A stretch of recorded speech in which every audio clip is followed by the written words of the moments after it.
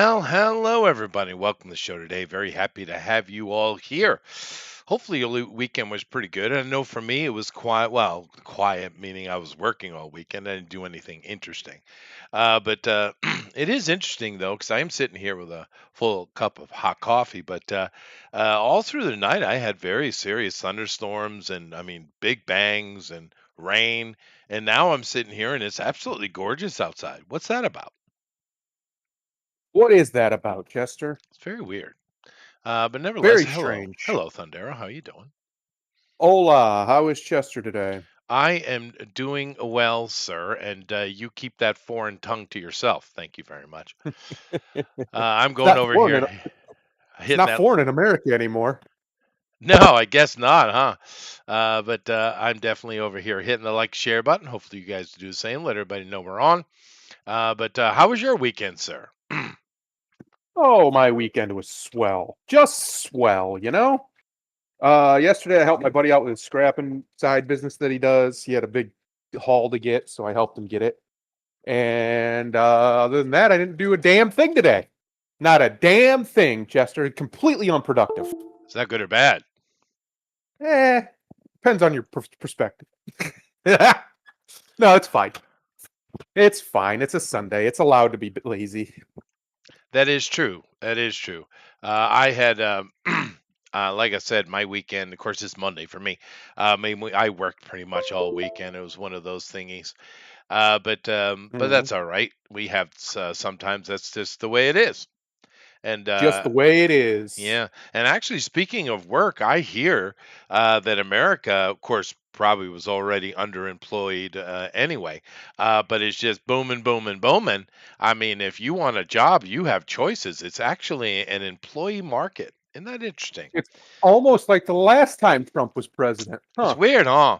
And a It's lot of almost like his policies work when it comes to this specific thing, strange. It huh? is. It is strange. Interesting. And all these people saying, "Well, if well, who's going to wipe our ass without the immigrants?" Well, I don't know. Maybe an American. Yeah. I mean, American that you're going to pay a decent wage, you uh, fucking slave drivers. right? I know. I Let's just mean, start calling these people what these are. They're slave masters. That's what they are. oh, they That's are. all they are. That's true. There's no difference. People want to pretend like there's a difference because they're not out there whipping them, but they might as well be whipping them because at the say if they fire them, they get forced out of the country. So at the end of the day, there's still a gun to their head. Yeah, no, true. And thank goodness for the Republicans making child labor illegal. Oh, wait. But yeah, no, there's a lot of work actually. If you want to work for the ICE, just being guards at places like Alligator Alcatraz and many of the other ones that are opening across the country, of course, I hear it's $25 an hour, 60 hours a week. Therefore, you got 20 hours of time and a half, which you don't have to pay taxes for anymore. Yeah, it's pretty cool. Interesting. Although I've misunderstood this though because I must be wrong because everyone excuse me, everyone on the left is telling me that these big beautiful bills only for rich people.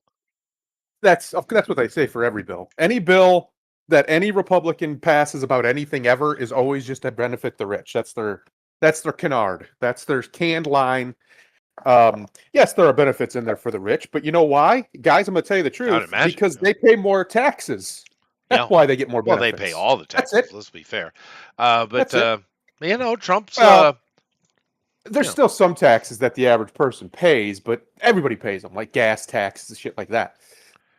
Yeah, but that's You going can't get away away from that because keep in mind this is just tax man. one of four bills you're going to get minimum. Hopefully, we'll have more. And in one of Hopefully. those, he's going to basically remove income tax for everyone under $250,000 a year. So Which is correct. That is the correct move. Chester, I've been saying that for 3 years on here. There is no reason anybody making under, yeah, actually it's 120. If he wants to go 250, cool. Anybody making under that amount should be being taxed. We last spend number I heard was money, 250. Yeah.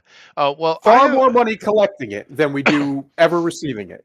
I Far have a more. I have a question for you. If you wouldn't mind to do a quick Google search for me, seeing as I'm kind of busy over here. Mhm. When was the last time America had a single month that we had a surplus in our Oh treasury? God.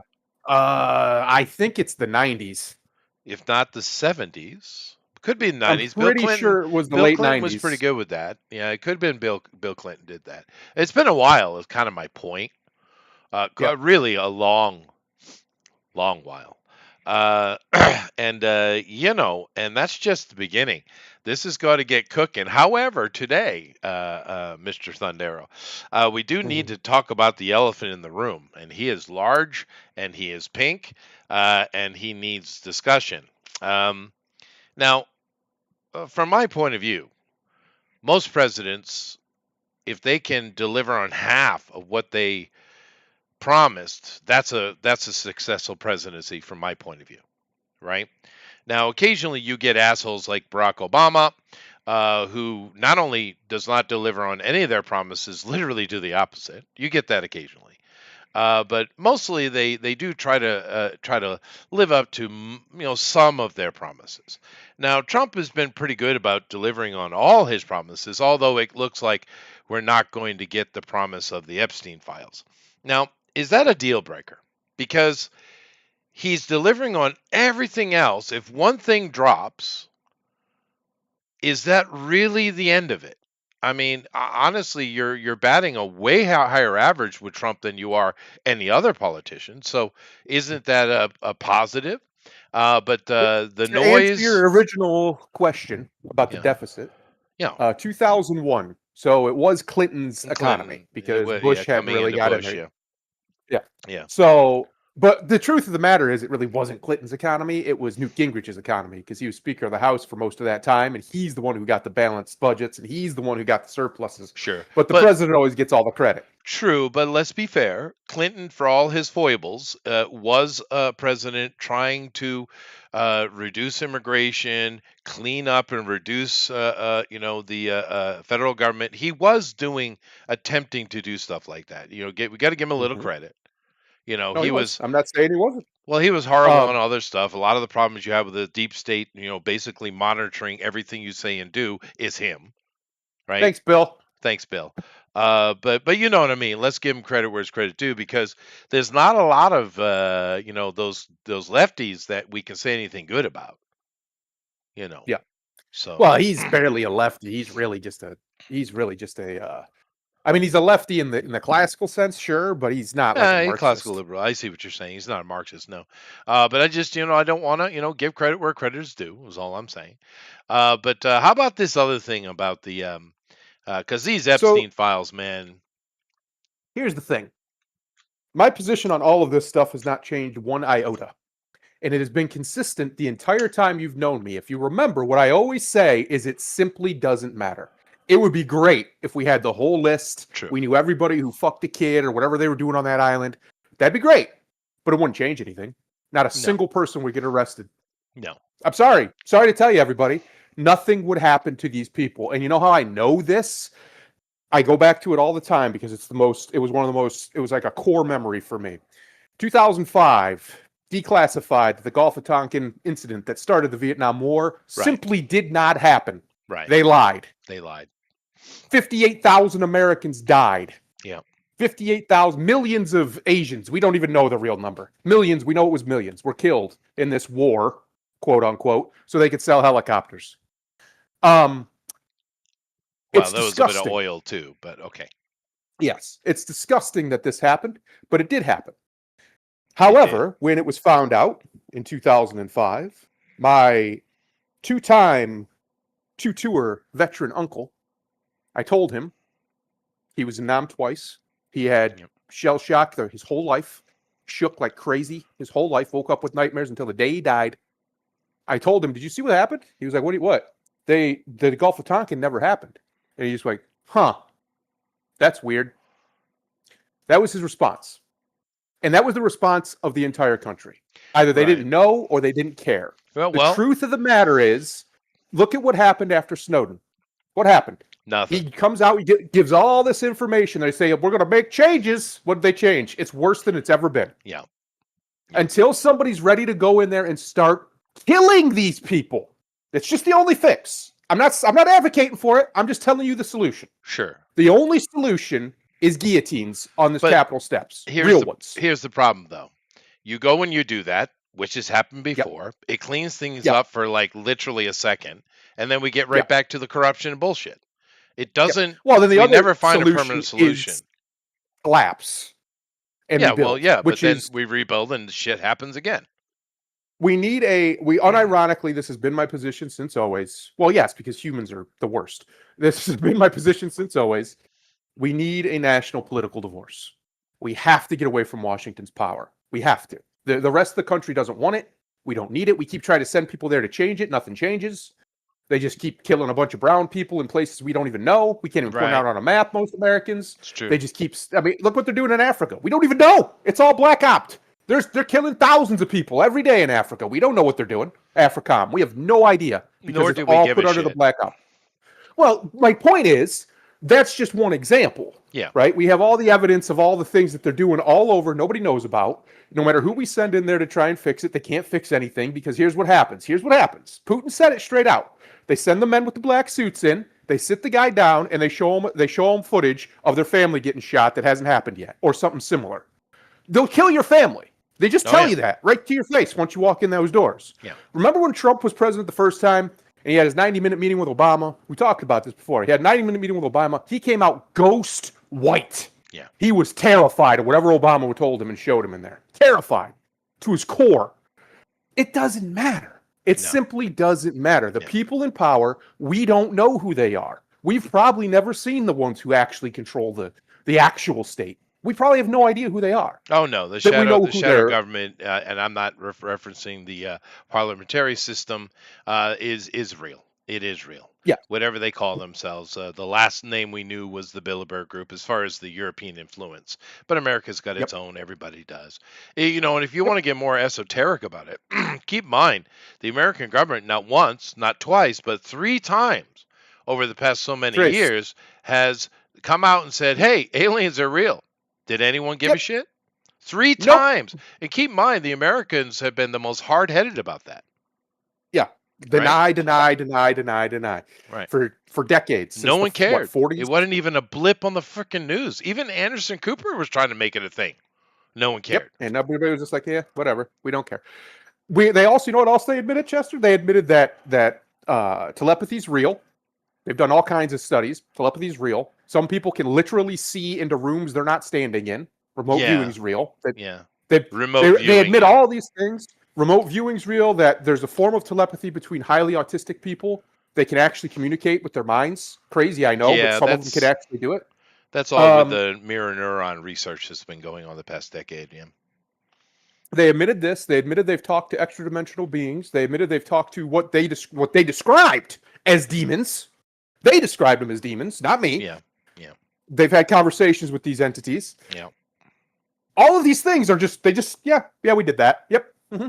And nobody cares. Nobody gives a damn. They've been the world has been jaded or desensitized because of media and of course Hollywood. Once again, I use that metaphorically. It's interesting. All of this stuff. We keep getting these truths, and no one really cares. Which brings me back to the initial point. There are a lot of people who are hopped up and real hot about the Epstein thing, and I get it. Yep. I do get it. And I don't really know Trump's culpability in the nonsense. Is he simply covering for his people? Did he not care about it? Because we know he didn't. And he said, yeah, they want that. Go get that done. And he was busy doing other things. They went and they found like, we can't really do that for various reasons we all know about. And Trump just like, okay, well, just do what you're going to do. I mean, people are making it seem to be much more sinister. And you never know. It could be. But I have a feeling it's just they stuck their foot in it. Yep. But I'm just wondering, is this going to cause a type of tidal wave that will destroy all the hard work that Trump is working to do, which is very, very important and very necessary? Well, it's empire-saving work. What he's doing. It is. What he's doing is it's not new. He's doing nothing revolutionary. No. It's just something we haven't seen in a long time. Over 100 years. Every single time it's done, it works. The reason why America became a superpower is because it worked. Yeah. That's why. That's right. And everybody wants to pretend like that is the case. No, absolutely that's why. It was a heavy tariff economy with very low taxes on the domestic population. And guess what? That's what built Rome. That's what Caesar Augustus did. That's why he was called the greatest ruler of all time. He almost never taxed his people. He taxed everybody else. That works because what happens is then people are free to be industrious, to be inventive, to get to work, to build things, to do this, to do that, to do whatever they want to do, and then they produce more. They always the reason why slaves suck, the reason why slave economies never work out long term, why Rome stagnated technologically is largely the slave trade, is because that is a stifling of human ingenuity. Slavery. It is every time. It is, yeah. And it's really unfortunate because that was going all the way up to 1913 when they decided that, hey, we're going to move to this fiat currency system. And you can have long conversations of why it was decided to do that. And to be fair, if you really research it, you'll see that there is an argument for it. I'm not going to sit here and say it's just pure corruption and evil because there was an argument for it. You can. You can effectively reach out and become global, which is what the intention was. And let's be honest, it kind of had that effect. But here we are sitting now. The world is now global. America rebuilt the entire planet. And of course, no one's going to give us any credit for that. Just never expect it because you ain't getting it. But we rebuilt this whole damn planet. Now you have a guy, it's like, okay, cool. Everything is banging as it is. I mean, everybody in the damn planet has a cell phone. You can go to frickin' South America and Africa with people living in literal grass huts, walking around in T-shirts and shorts, but they got a frickin' cell phone in their hand. I shit you not, right? This is the world we live in, and now you have a president that's like, okay, well, let's get back to it, and let's just pump, and make this country the hub that it is. And I'm all the for hub that it needs to be. And the hub that it needs to be. Yeah. The world needs America to be that hub. Yeah. Look, everybody can shit on America all they want. I do it all the time. And that's fine. But the reality is someone has to be the center of the wheel. Yeah. Someone has to be the middle part that all the things go around. For about 100 years, you can say 100 years, depending on how you want to look at it, America has been that.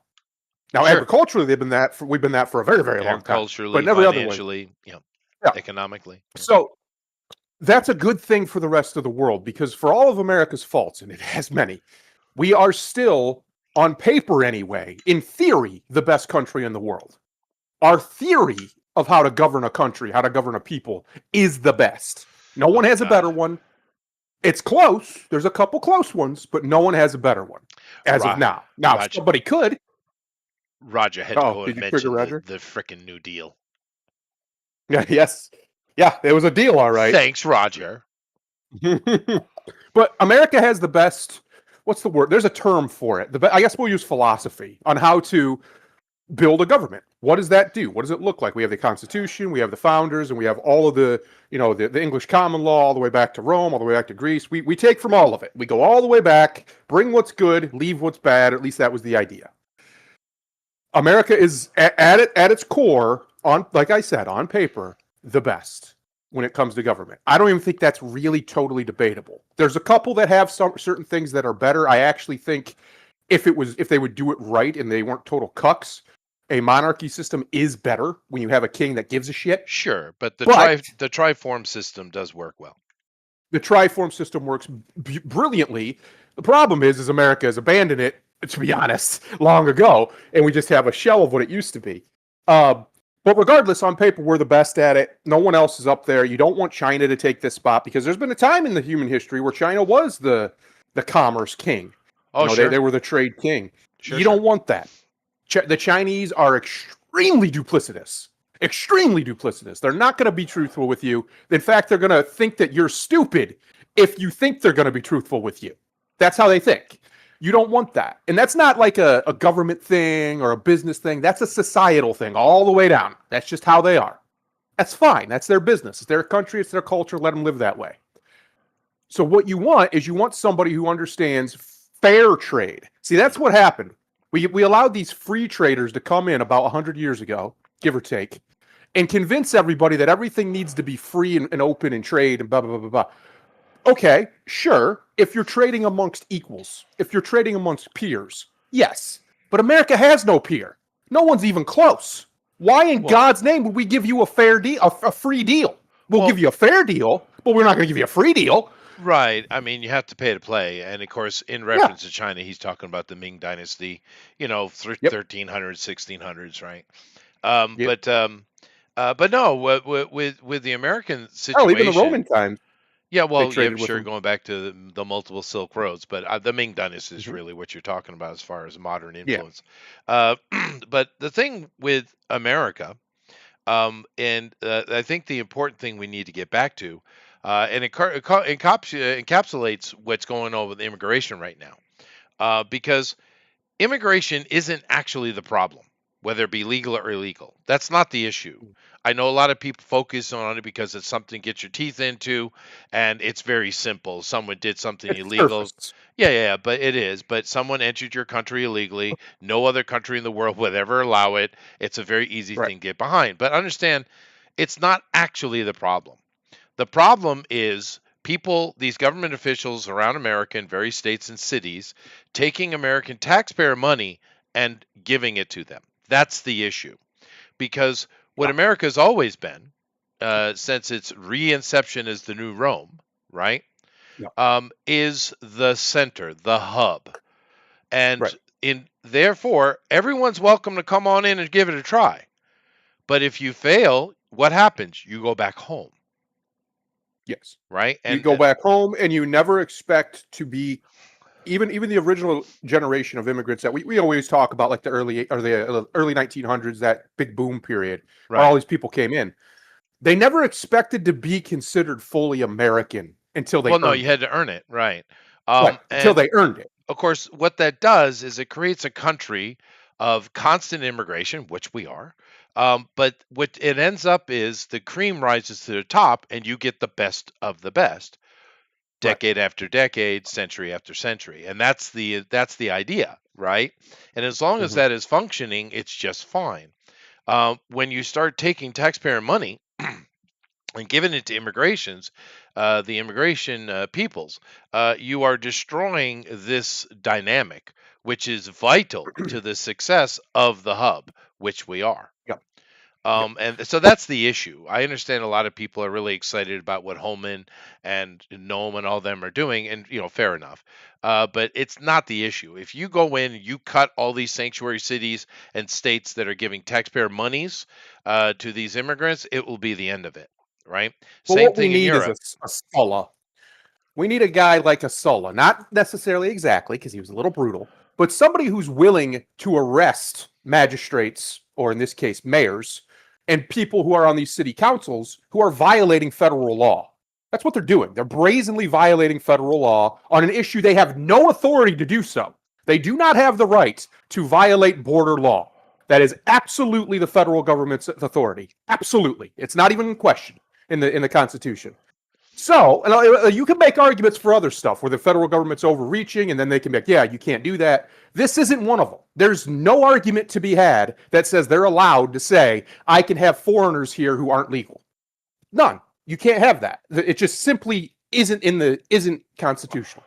So, It's interesting you you need picked somebody. Sulla. It's an interesting You choice. need somebody who will send in people, send in the guards, if you will, to handle this business.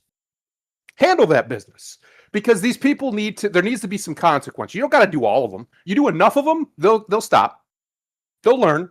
They'll get it real quick, because these people they're not brave. The only reason they do this is because they know no one will do that. They know no one in DC, especially not a Republican, has the balls to step on some necks. And that's what needs to happen. Some necks need to get stepped on until people start behaving correctly, because they want to have this nation of immigrants myth. Okay, cool. Have your myth. But the reality is, the people who are here, my people, who have been here since the beginning, have more right to this than anybody else. And when you bring them in and start giving them our treasure, not your treasure, our treasure, so these people can stay here, that's treason, is what that is. Let's call it what it is. You're betraying the host nation. True immigrants, like Chester, is a great example. He doesn't go to Japan and betray Japan. He goes to Japan to enrich Japan. Sure. to try and help Japan, to do things that are better for the Japan economy and the people of Japan. Right. He doesn't go there to take. When you go to a place just to take, you're a parasite and you need to be excised. Well, Simple. let's be fair. When Americans emigrate, that's what we do. Otherwise, we're not allowed to be there. Yeah, exactly. I mean, if you don't you bring have to add something, value. they'll find a way to get you out. Yep. Right. Which is fine. That's how it should be. Like, that's their country. That's their people. That's their True. nation. It's true. They should protect what's theirs. So that's the problem, is the American nation is gone, and it's not, though. We're still here. We're all still right here. But we all have to pretend like it's not real, because you might be called the mean old R word. When I didn't say anything about race, I said American. American. How many generations of lineage do you have here? You're American then. It's that simple. That's Right. it. That's all you got to do. You speak English? Okay, cool. You've been here. Your family's been here for like 4 generations, 5 generations. Oh, Cool. wow. You're American. You would be indigenous. Yeah. Well, I am. So. Native born. Well, you know the Right, funny exactly. thing. The funny thing about migration and immigration, humans are always moving. By the way, Yeah. Throughout history, and if you study anthrogenetics, which I do, it's quite fascinating to see how much humans do move around. But even the so-called First Nation, as Canadians like to say, aren't. Yeah. They are No. immigrants. Yeah. Yes. We all are. At We some level. all are. It's like everybody but them. No, they are immigrants too. Matter of fact, you never know what's bouncing around in the genealogies and who's what, because I'm sure there were some survivors of the Younger Dryas events, and we know that when just from their oral histories, when these Asians came into the Americas 1,500 years ago, they have records of their fighting in wars. Who were they fighting? Now, there's been many migrations from Asia into the Americas, but also from the other side, guys. Many migrations.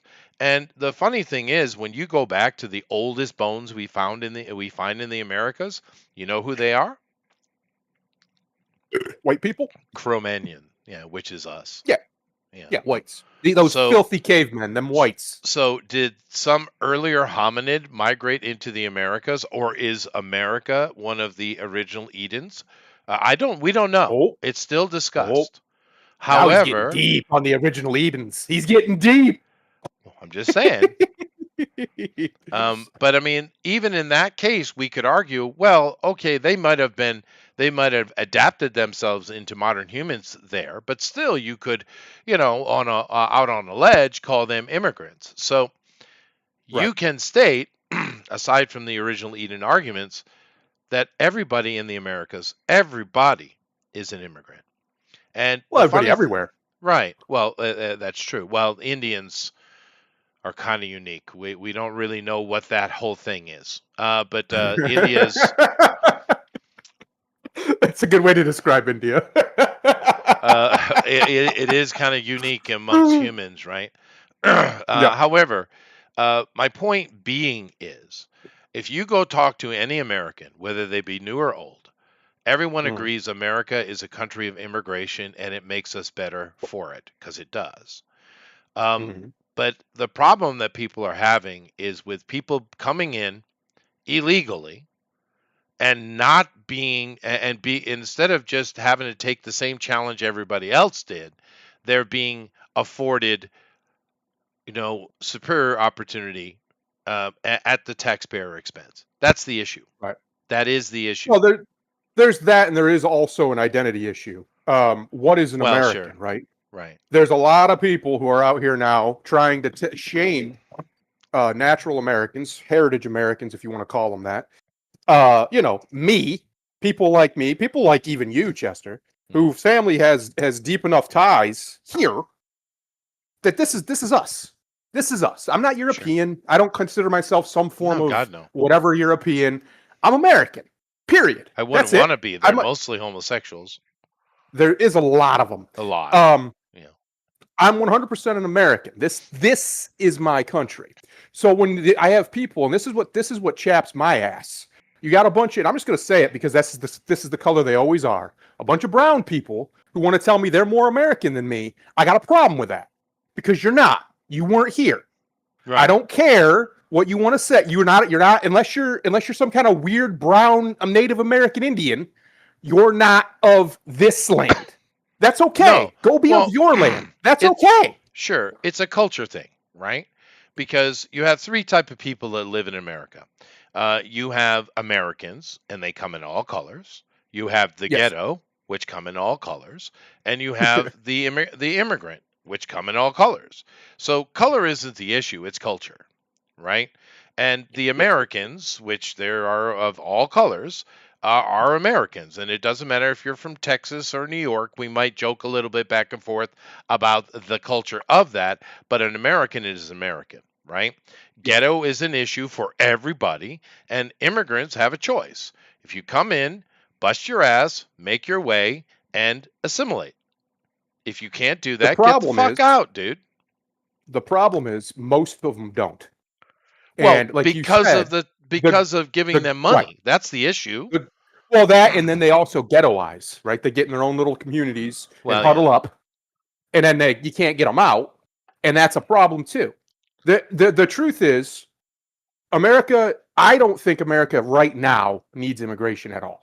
No, we should need shut it down for a while. moratorium. And sort it out. Yeah. We do need a moratorium. Sort it out. We need to get our birth rate up. We need to figure that situation out. Figure out that birth rate situation for one, and two, we got to get these people out of here. They got no business here. So we were talking about like 100 years ago, the big wave, right? I guess it was 120 years ago now. The big wave that came in. Well, most of those people, or at least a lot of them, were far more culturally close to what an American was at the time than these people coming in now. They spoke the same language. They were similar ethnicity. They had very similar Protestant religion. They had, and you can go on and on and on. They had a similar heritage to these people. So their culture, while it was still contentious, especially if you were Irish or Italian, and Polish, their culture was still similar enough that they could integrate. They could actually integrate and find ways to build their communities alongside other communities without there being a lot of clashing, right? So like you have your German American festival, you have your Polish American festivals, and so on. There's not a lot of shootouts, to my knowledge, between these two festival groups. It's just not something that happens. Germany and Poland might be, but not here in America, right? So just like you have Irish people and you have English people, even here in America, of those descents, and they get along, fine. But there was a time when those sorts of things weren't the case. Irish and English didn't get along very well for good reason. My point is, the people who've been coming since the 1960s, because this was intentional, right, are not people who belong here. Well, They to be just fair, the last moratorium, a kind of moratorium, was in the 60s, and it put a limitation on migration, trying to kind of even out the Eurasian immigration into the Americas amongst all the different countries. So that's the Right. last kind of one we had, but you're right.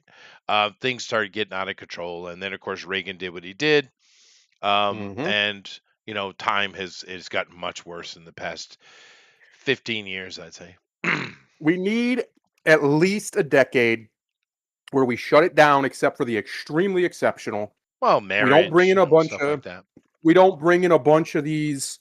Where's my lid? We don't bring in a bunch of these like H-1B1 workers, because most of those aren't exceptional workers. They're middling workers. We don't need to be giving those jobs to foreigners. Americans can do those jobs. We don't bring in a bunch of people to work the farms. We don't need that. First of all, one, a lot of that shit's going to be automated in the next decade or two anyway. It will. We don't need it. And two, we simply need to get the younger Americans, people under 30, 35, some pathway to the American dream. Tucker Carlson just gave a speech at one, I think it was a CPAC event or something, where he talked about what is the American dream. The American dream isn't just to have money. The American dream isn't just to be free. The American dream is to have a family, if you want one, and a home. That's what it is. To have your own house, your own land, your own something to hang on to put your blood into, That's put right. roots into. That's because when we came from Europe, you weren't allowed to have that unless you were of a certain class in a lot That's of right. places, or it was very, very, very, very, very hard to do. Here it wasn't. It was very easy to do comparatively. So that's the American dream. That's why people would come here from all over the world, so they would Well- have that chance. Right. That chance has been stripped from young Americans. They don't have that. It's in most, not where I'm at. Here you can still get pretty reasonable prices, but pretty much everywhere else you're out of luck. Right. I know people who are making six figures and they can't find anything that's even reasonable where they're at. Like, it's a problem, and it's a problem that can only be fixed when we reduce the population in the housing market by about 10 million people.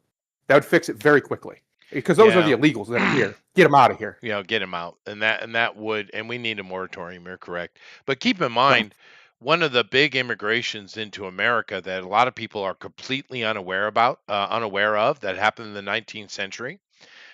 Whatever took place, because between the years 1600 and 1800 or so, um, something really bad happened that we just don't have an accounting for it. We tend to call it the Protestant Reformation, is how we just kind Mhm. of title it, right? And that certainly Right. was a thing that happened, but it's more expansive than that. And of course, you have, the volcano Tambora went off in the early 1800s, but I mean, there's something really bad was going on. And a lot of the immigration you got that got dropped into the Americas was not from where you think it was. A lot of people think, oh, Ireland, sure, you had that, the fucking English and the shit they did. You had Mhm. the German migration, sure, we had that, et cetera, et cetera. But a lot of these people are coming from countries today we call, say, Kazakhstan, Uzbekistan, all of these Right. so-called stands. Those were white people living in Yes. there. They have been displaced by the fall of the, you want to call it Tartaria, Byzantine, Ottoman Empire. I don't care, give a shit what you call it, but got displaced by it, right? And a Right. lot of people don't know that, because when you look at, Tajikistan or Kazakhstan or something today, you just see a bunch of Muslims, a bunch of Arabs, right? Mhm. Well, yeah, but those people that were there originally were whites, and they ended up getting dropped in the Americas. They couldn't speak a lick of English or any other Mhm. associated language, because keep in Right. mind the East and the West was completely disparate to each other, right? When I'm Yes. talking about the Roman Empire, right?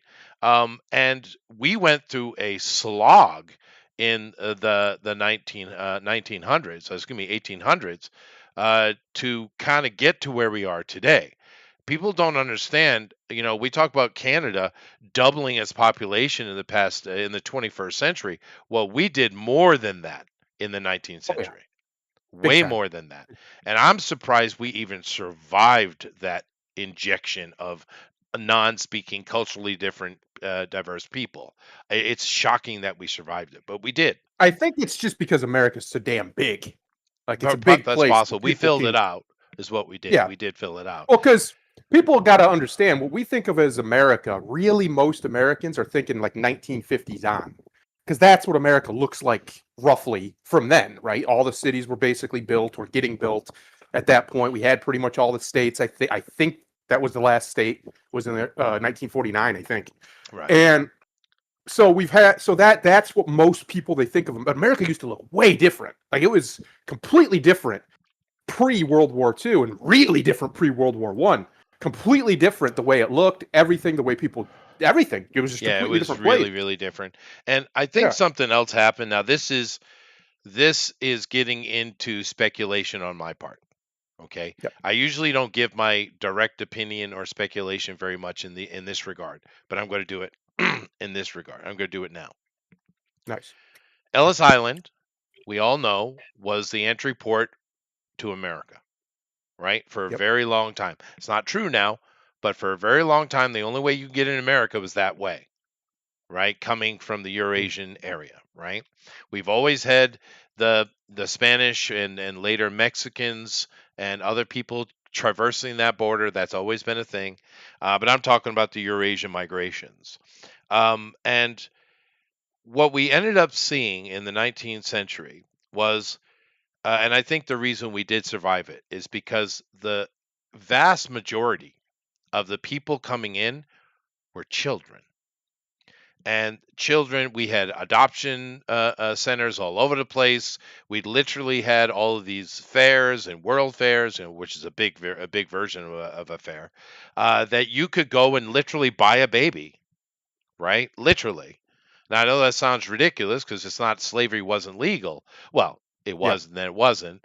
Because keep in mind, when we established our Constitution in the 1780s, we made slavery and purchasing of slaves from outside illegal, right?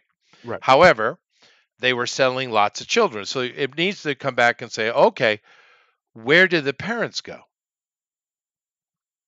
I have a feeling there was some real ugly shit going on at Ellis Island, dude. Oh, I'm for sure. I'm talking about demonic evil shit, Yeah, I bet. I'd right? imagine. And I think that's how we mainly survived it because they basically just dropped hundreds of thousands of children onto the existing Americans, right? Yeah.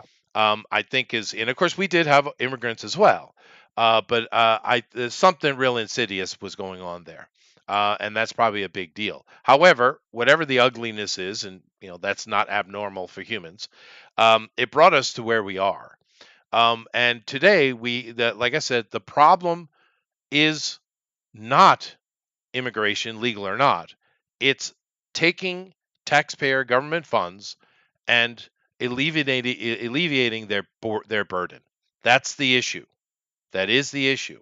Now, if private parties like Catholic charities and various things like that, if they want to do something like that, that's completely their business.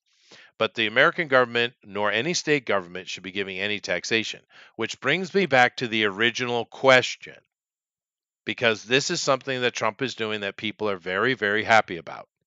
And the number of people who are happy about it grows, does not diminish, showing that the Democrats are completely failing in their propaganda. But back to the original question: is this Epstein thing going to fuck it all up? No. Okay.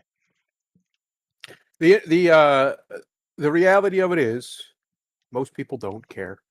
I It's a don't give a great shit at thing. all. I know how the people. It's a I know great how thing humans to work. get mad about. It's a great thing to get mad about because it's an injustice. Yep, it is. It is. Sure is. But allegedly, he's already dead. The people who did what they did it, and has seemed to have gotten away with it. If you understood how much crime is gotten away with every single second of every single day, until these people who are mad say what I said, somebody needs to hang. Until you're ready to go there, I don't want to hear you bitch. Simple as. Wouldn't it have been easier for them to come in and say, "Hey, we researched this. We found the Democrats burned all the files." Wouldn't that have been I don't know why they easier? didn't do that. I don't know why they didn't do that.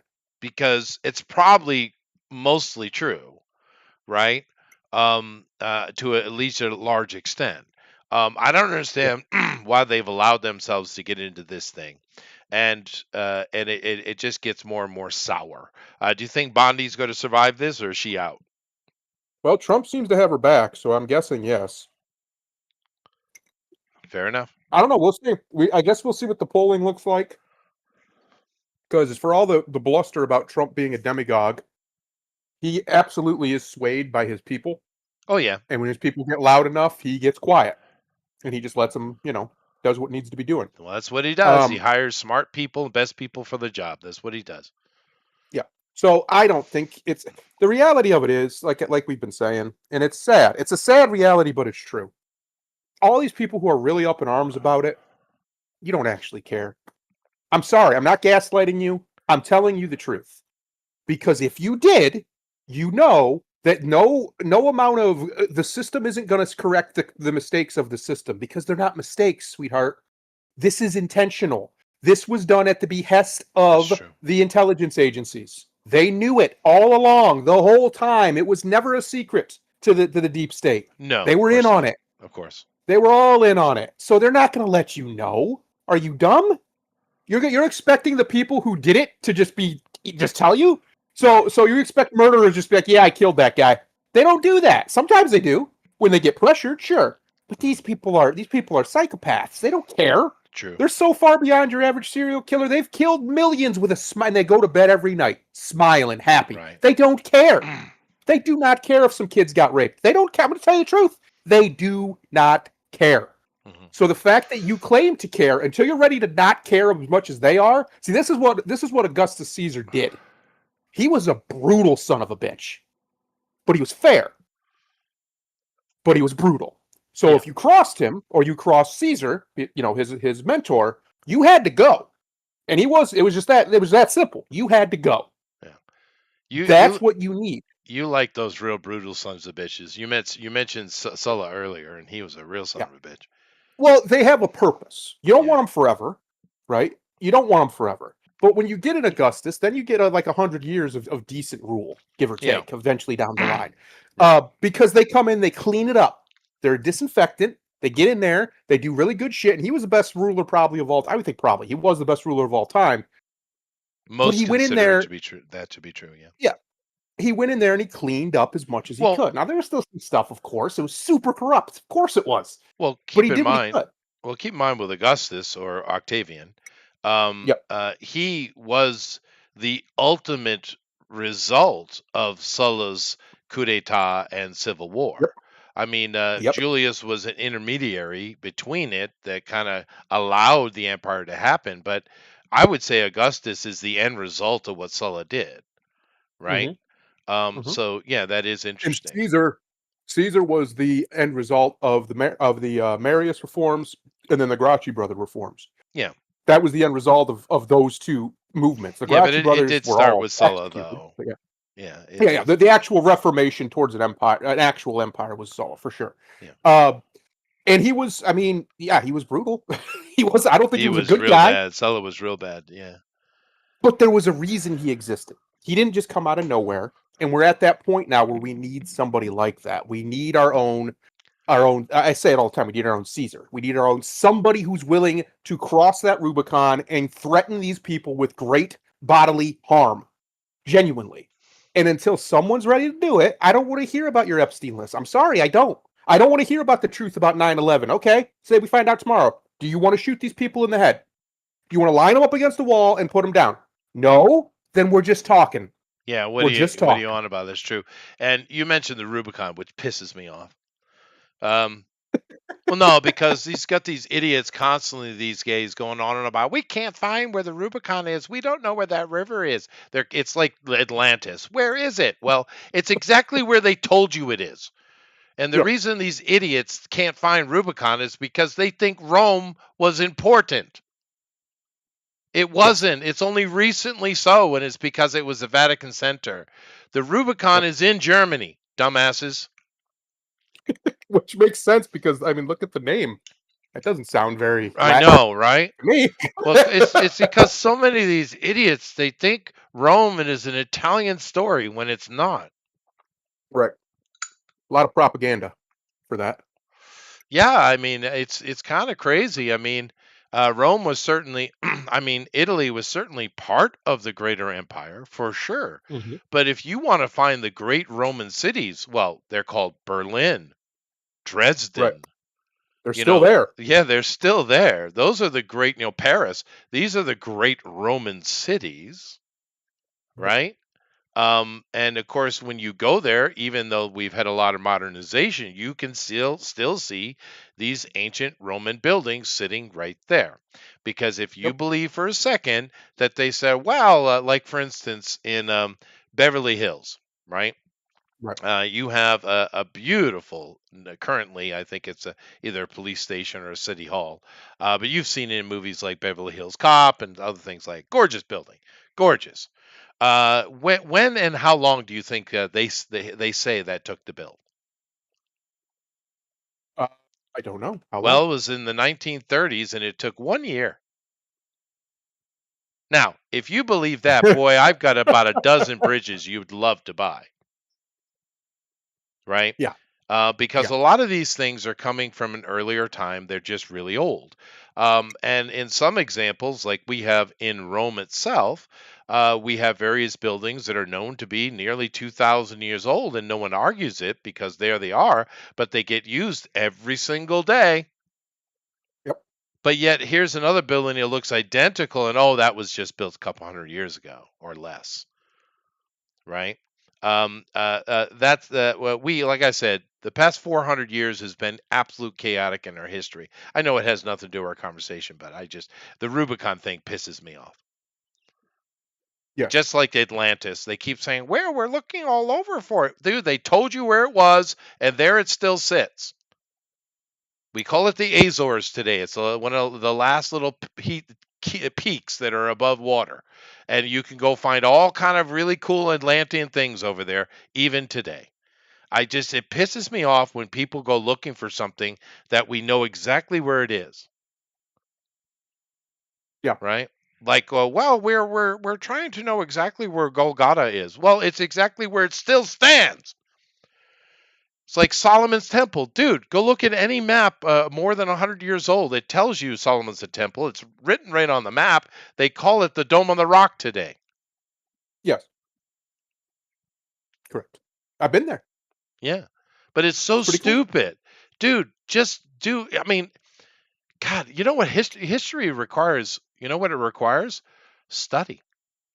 Research. Oh, well, look at this guy. Here he goes again. Here he goes again, expecting people to put in the work. I tell you, Hmm. unreasonable. Just unreasonable. Well, it's like Solomon. Talk about Solomon. We get, Solomon's mines. Where are they? How many movies and stories have been written about the lost Solomon mines? But it tells you exactly where they are. And shocking, if you go to that exact spot in the Abzu or Southern Africa, you know what you find? Not thousands, not tens of thousands, but millions of mines. Right where they said they were, huh? Right where they said Crazy. it was. Yeah, shocking that. It's this. What is this weird thing that we seem to have where we think the ancient people didn't know their way around? It's They did. weird, isn't it? They did. It's Yeah. so weird. I mean, you get here's another one. Idiots in the historical community. Well, the first time that humans ever truly had the ability to navigate is with the Polynesians. Are you shitting me? Dude, we have maps older than that. What are you talking about? Unbelievable. We have accurate maps that show the world as it was before the Younger Dryas events with accurate longitude and latitude. Would you like to guess when we figured out the whole longitude thing? Because that's the tough part. Tell Yeah, me. just Hit me with it. a couple hundred years ago, right? Right. We figured that out. But yet we have ancient maps that are showing before the Younger Dryas. Keep in mind, that's more than 12,000 years ago, showing accurate maps with Yeah. longitude and latitude. Accurate, right? That's right. And on those maps, you know what else is kind of interesting? We have Antarctica there. Would you like to know when we discovered Antarctica? Would you like to guess? Tell me. 1819. Interesting. But yet we have way old ancient maps that show Antarctica perfectly as it is today, as well as the coast of the Americas, way, way long time ago. And those maps are clearly done before the Younger Dryas events, when the sea level was much lower than it is today. We have all the evidence is sitting right there. I don't know what the problem is, but money, I guess. It's got to be money. But anyway, this is off topic. But these things irritate me. They irritate me, right? It's Yeah. like people going on. The Polynesians have been there for thousands of years. It's like, well, somebody maybe, but I don't know about them, because if you go sit and listen to them speak, the Hawaiians, Tahitian, Fijians, etc. If you listen to all their language, it's Chaldean. And that's like, Right. and it's not even because, language, like for instance, today, the American English sounds different than the English English, even though English is from where? England. England. And how long have we been separated? A while. About a About. few, a few, few hundred years. Yeah. Few. About. Let's see. We're coming up on it. Actually. Yeah. We're coming up on it. Yep. 250. Yep. And we could say that things might have even during the 200 years before that, or 150 years before that, we're starting to separate as well, right? Well, Right. if you go over and listen to the Polynesians, and if you speak languages like me, you will realize that their Chaldean that they're speaking is very similar, meaning it's not that old. It hasn't had enough time to separate itself to where we have extreme separations in dialect. And of course, ultimately, you start getting separate language. It's not that old, meaning the Polynesian migrations must have happened recently. And if we look at the power of the Ottomans and the fact that, or the, like I said, I don't care what you call them, and we see their movements, they must have been down there in Southeast Asia, which isn't shocking at all if you think about the Muslim migrations, and also in the Australias and New Zealand, there must have been some separation. Matter of fact, it's kind of interesting. We have a nice little timeline. About 400 years ago, shit hit the fan, and everything went to Right. pot, right? And I think that's when we got our so-called Polynesians, right? Because they were left to Yeah. their own devices and just started moving around because they were very good navigators and sailors. They were. They were part of the greater Ottoman Empire, right? I mean, that's what happened. I think that's once again my speculation, but it's you know, if you're going to do something, how not? Why not look at things in more of a meta or a way of a total perspective instead of just looking at one little thing or another. And that's the problem.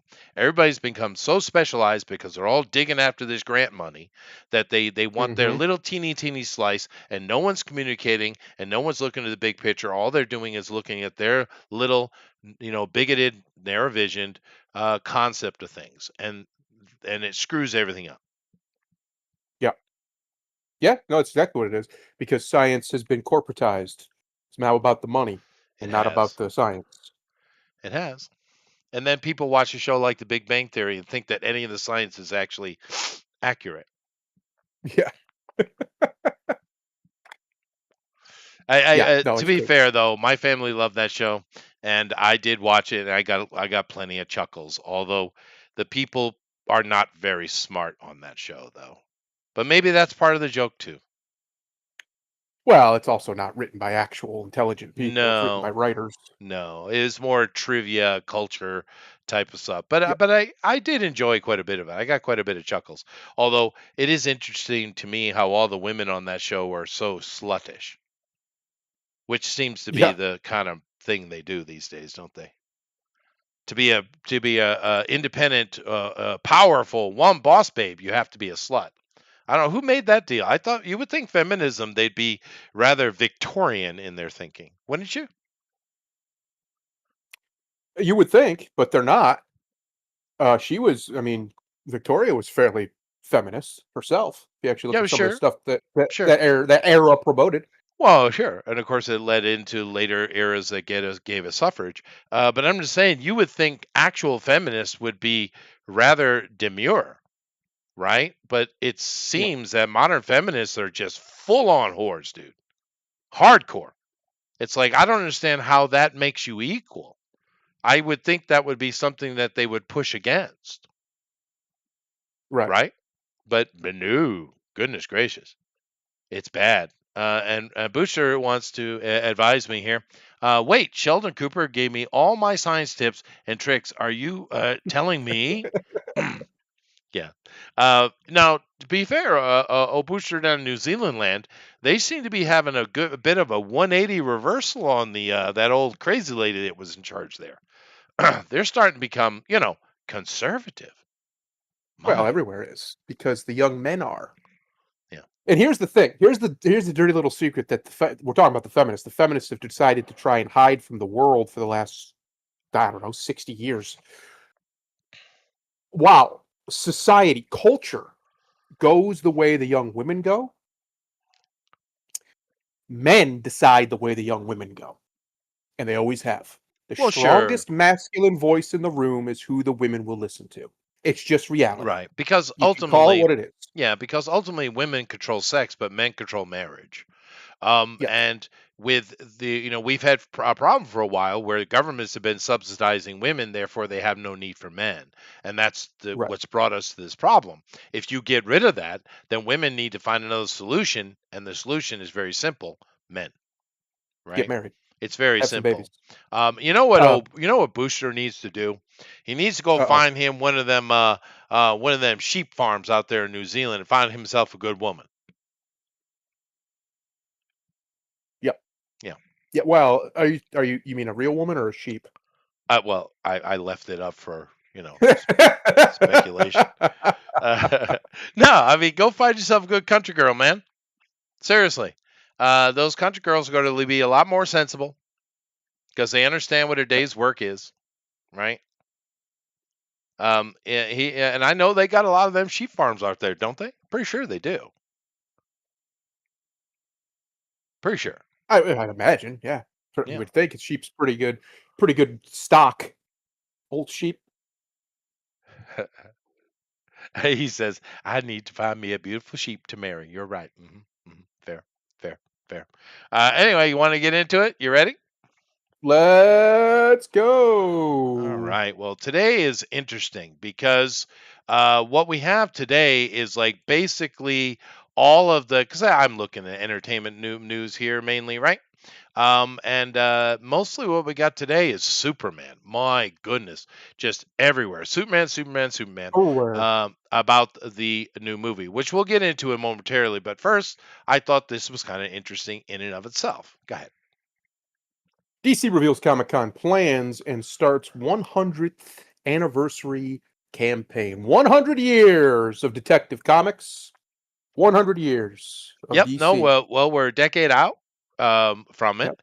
and what DC has decided to do is to do a decade-long celebration of their 100th anniversary. I mean, that's It's a pretty bit cool. much. If they can pull it off, it's pretty cool. It's pretty grand scale. It I'll say. is. I It think it's a is little.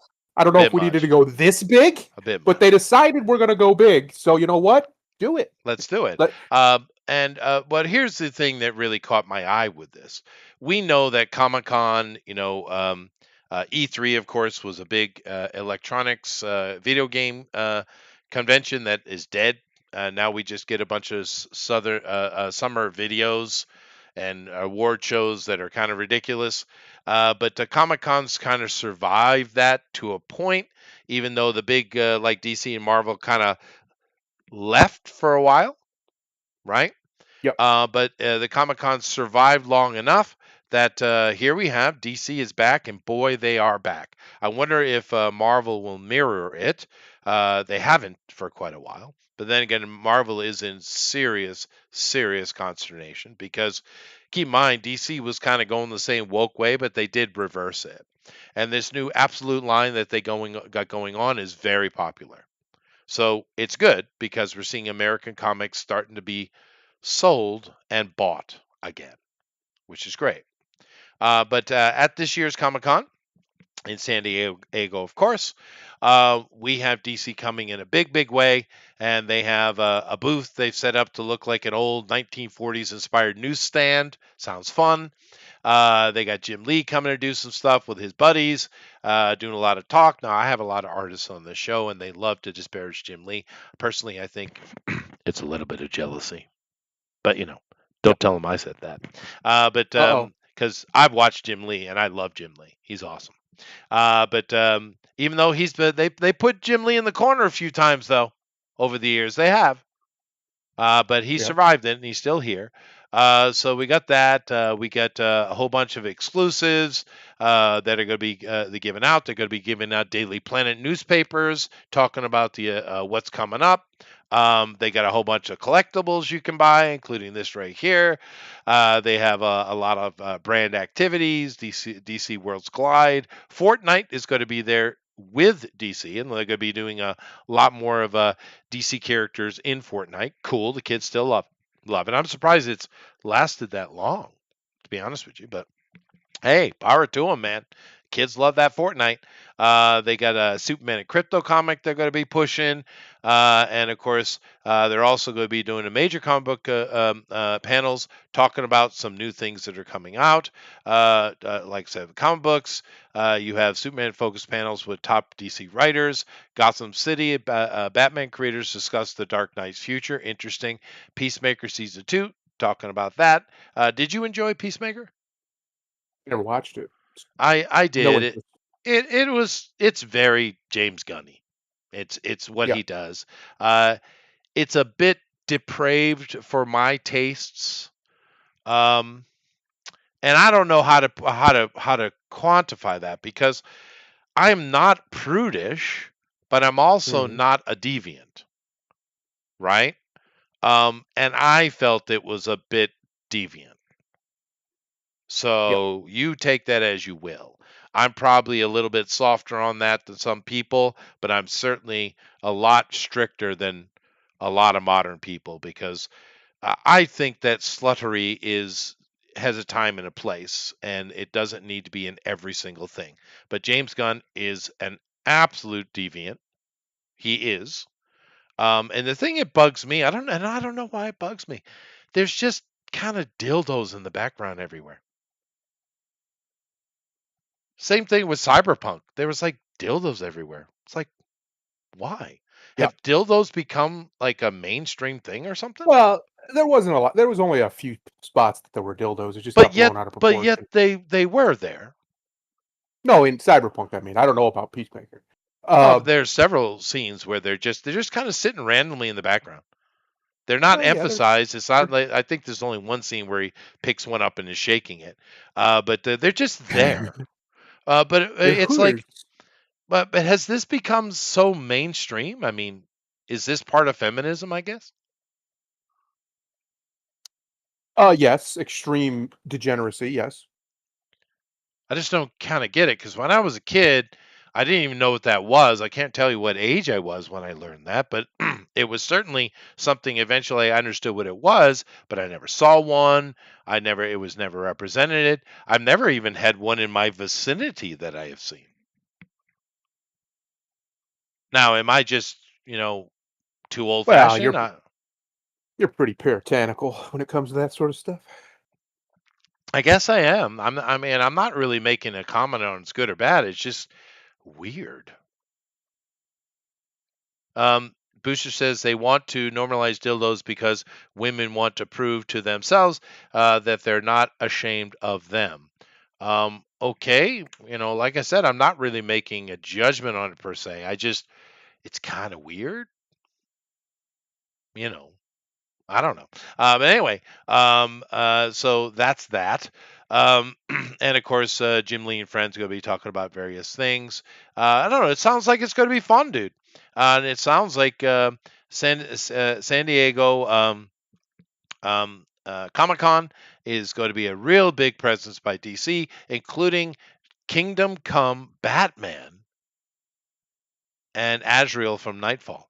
Yeah, no, I think it's great because it's been a while since we've had Marvel and DC at these big conventions because they wanted to separate, with Disney, they wanted all of it to be under their Disney show and they didn't want to give any power to something that wasn't theirs. And of course, DC was trying to do something similar, but it looks like we're kind of back to the normal, and I like it. What do you think? We'll see. We will see. This Yeah, is DC we're talking about. We were just actually talking about this last night, we're 10 and days out, by the way. 10 days. So. our friend Grimlock, the reason he refuses to go see the new Superman movie is because they once again have made Perry White black, and he's tired of it. He's done with the race swaps, so Right. he refuses to go see it. And then somebody, I don't remember, it might have been me, I don't remember, made the joke that in the comics he's probably gay because everybody is. So it could be worse. They could have Well, changed his entire sexuality. sure, but DC did back up on this woke stuff a while ago. Marvel is just pushing, doubling, tripling, centupling down by now. DC did kind of back off of it, right? Which is a smart move. Um, but from what I understand, the absolute best part, because this movie is doing okay, right? The fans seem to be enjoying it. The critics hate it. All right, fine. It's made some money. We'll see. It might actually break even in the long run. We'll have to see how it does next week. But what's really getting cheered in this Superman movie is Nathan Fillion as Guy Gardner, Mhm. Mr. Terrific, and Jimmy Olsen. Well, Matter of I've heard fact, some people really seem to like the guy who plays Superman too, Mr. Corin Sweat. yeah, it's Um, mixed. It's mixed. But one without question, everyone that I've seen, the shining example from this movie is Nathan Fillion. He wins right? As far Oh, as what a everyone's favorite. But I who's found surprised? I'm not. But he's the most seasoned actor you got there. But it's interesting a lot of the stuff I'm hearing about Jimmy Olsen, because a lot of people are saying it's the best depiction of Jimmy Olsen ever put to film. That's Wow. interesting. Yeah, that's interesting. But like I said, it's a mixed bag with this movie. The good thing is, in general, it's not woke as far as the feminist nonsense. It is highly political. It's certainly making MAGA references and immigration and all that kind of stuff, but that's not necessarily a problem. You can certainly do Right. that. It just depends on how you pull it off. And like I said, it's rather mixed. Although it sounds like a movie that, yeah, sure, you can go watch it and enjoy it. But so and I know I will be seeing it eventually, but we'll talk about that a little bit more.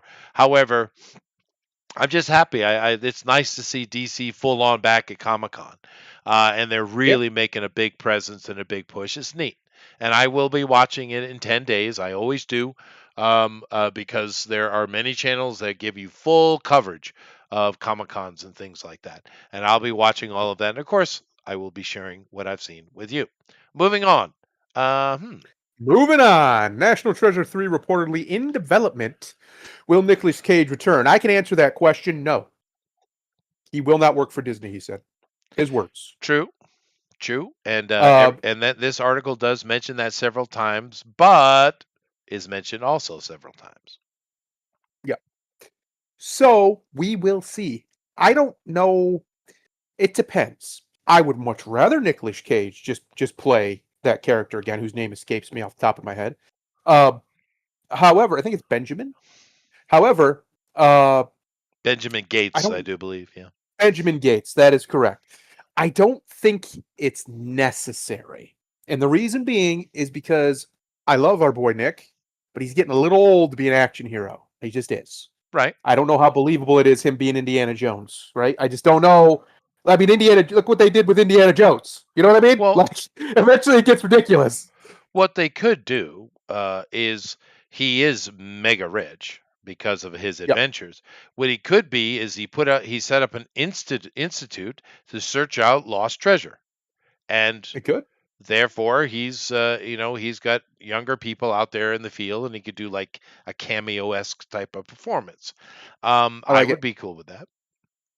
No, I would love another National Treasure. I like the first two. The first one's better than the second one, in my opinion, but that's typically the case. Yeah, sure. But They're fun though. I think they're fun. They're nice little, faux history, little, fun little The things. fantasies, yeah. Uh, yeah, it's nice, and I think we need more of that. Actually, there's not enough of it. It's Indiana Jones obviously is the one that gets most of the shine, and for good reason. It's phenomenal, but it'd be nice to see a little bit more of that. It's because it's creative. It's Right, really creative. You, right. you take something from history, some silly thing, and you turn it into something much bigger than it is. Mhm. And you can actually have a lot of fun with that. You can really Can. go down a crazy rabbit hole that you might just be making up, and that's fine.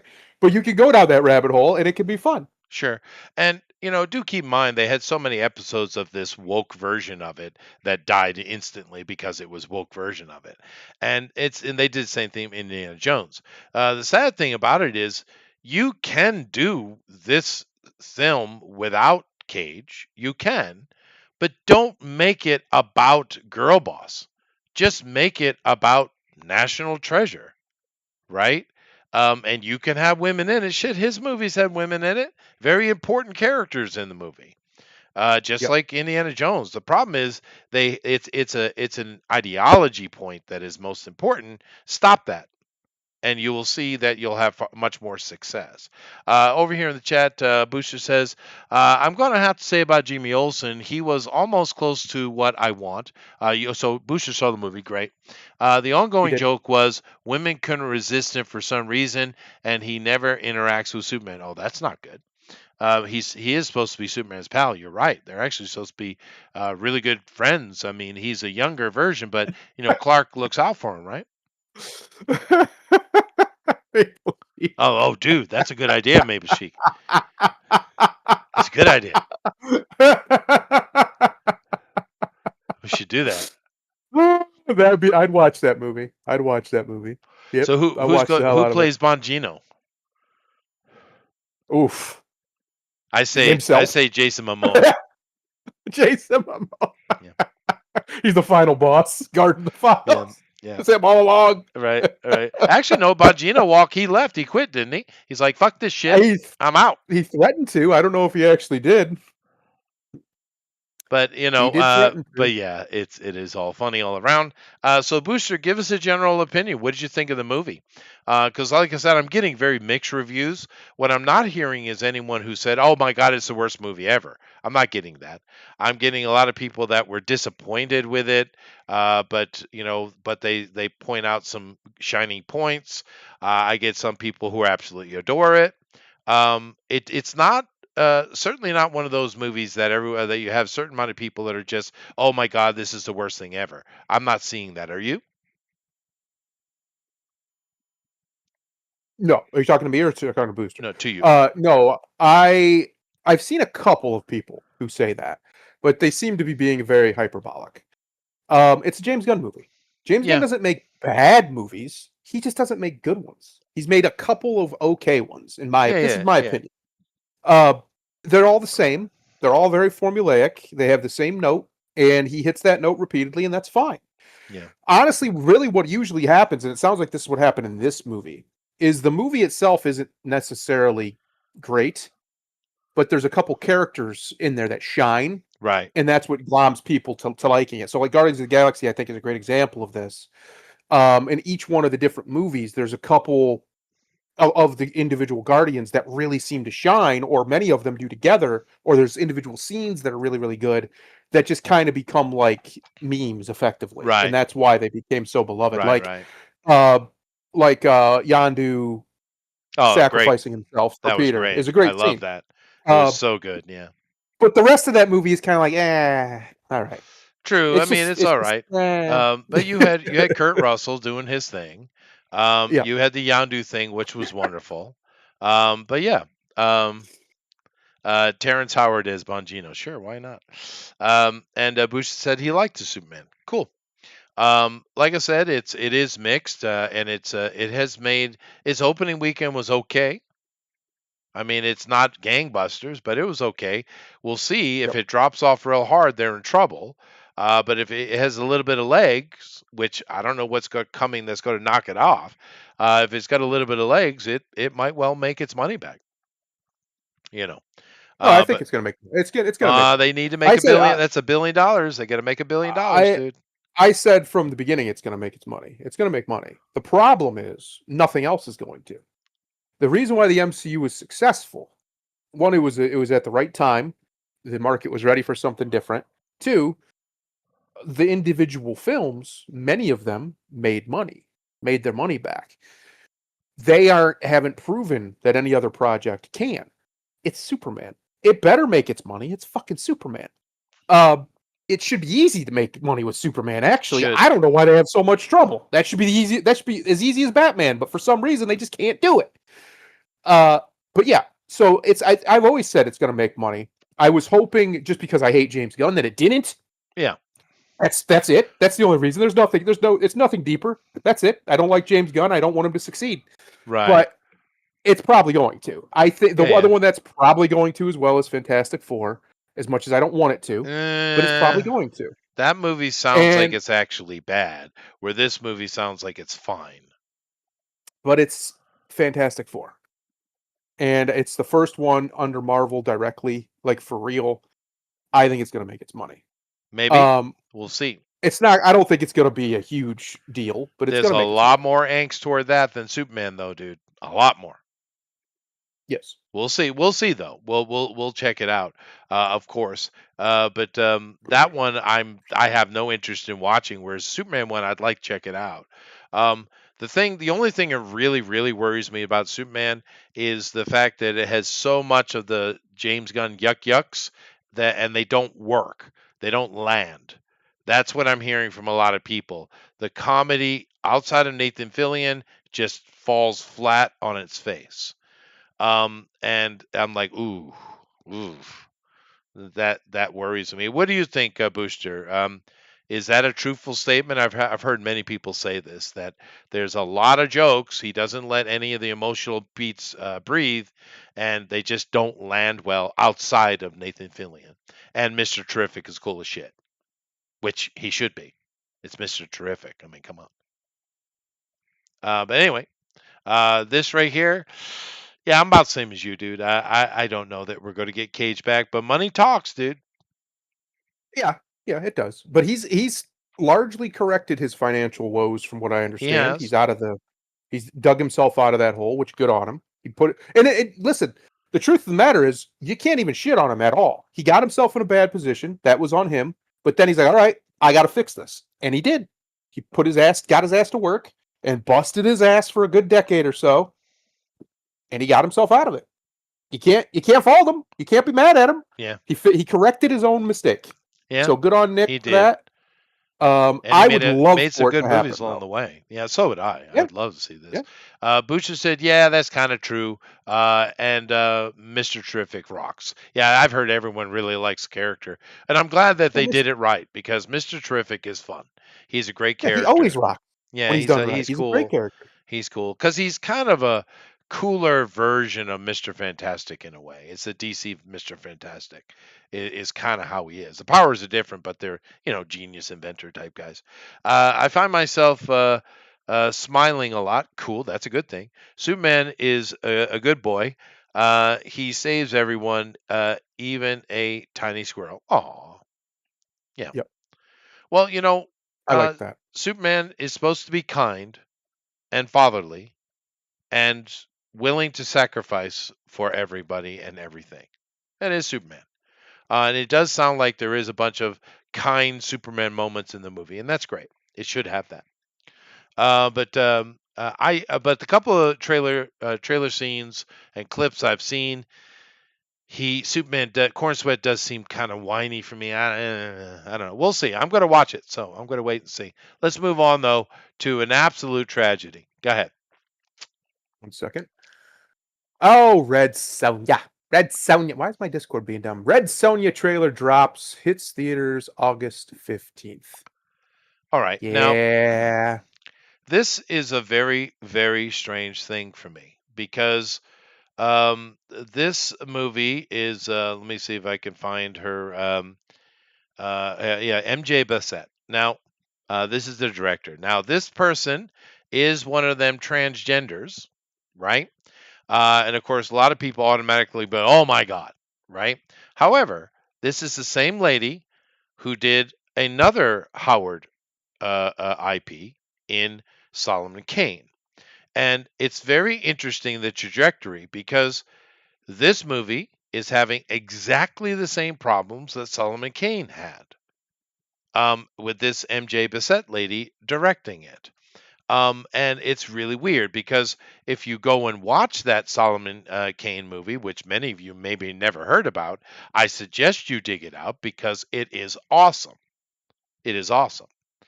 And I think we're running into exactly the same problem, because the problem they had with the Solomon Kane was they couldn't pick up a distributor, and they were just banging on it for a long time. Couldn't get any big, anyone and the big companies to pick it up, and they had to kind of run it as a European independent, and it just didn't make any money. It was a complete failure, which is a shame, because the movie rocks, right? This movie is having the same problem. Now, they put out one trailer. They're not able to get distribution. This thing has been in the can for quite a while, and they haven't been able to get it. They're doing the same kind of thing that happened to Solomon Kane, and the trailer is just a hot mess. They just kind of threw every little thing here or there. Matter of fact, let me go find that trailer and just take a look. Shall we watch the trailer, everybody? Let's see it. Let's see it. Yeah, let's take a look here. Let's see here. 3 days ago. Perfect. Okay. It's just chaotic mess. All right. And grant me the power to find those who did this. Wow, that's bad acting, dude. Okay. Okay.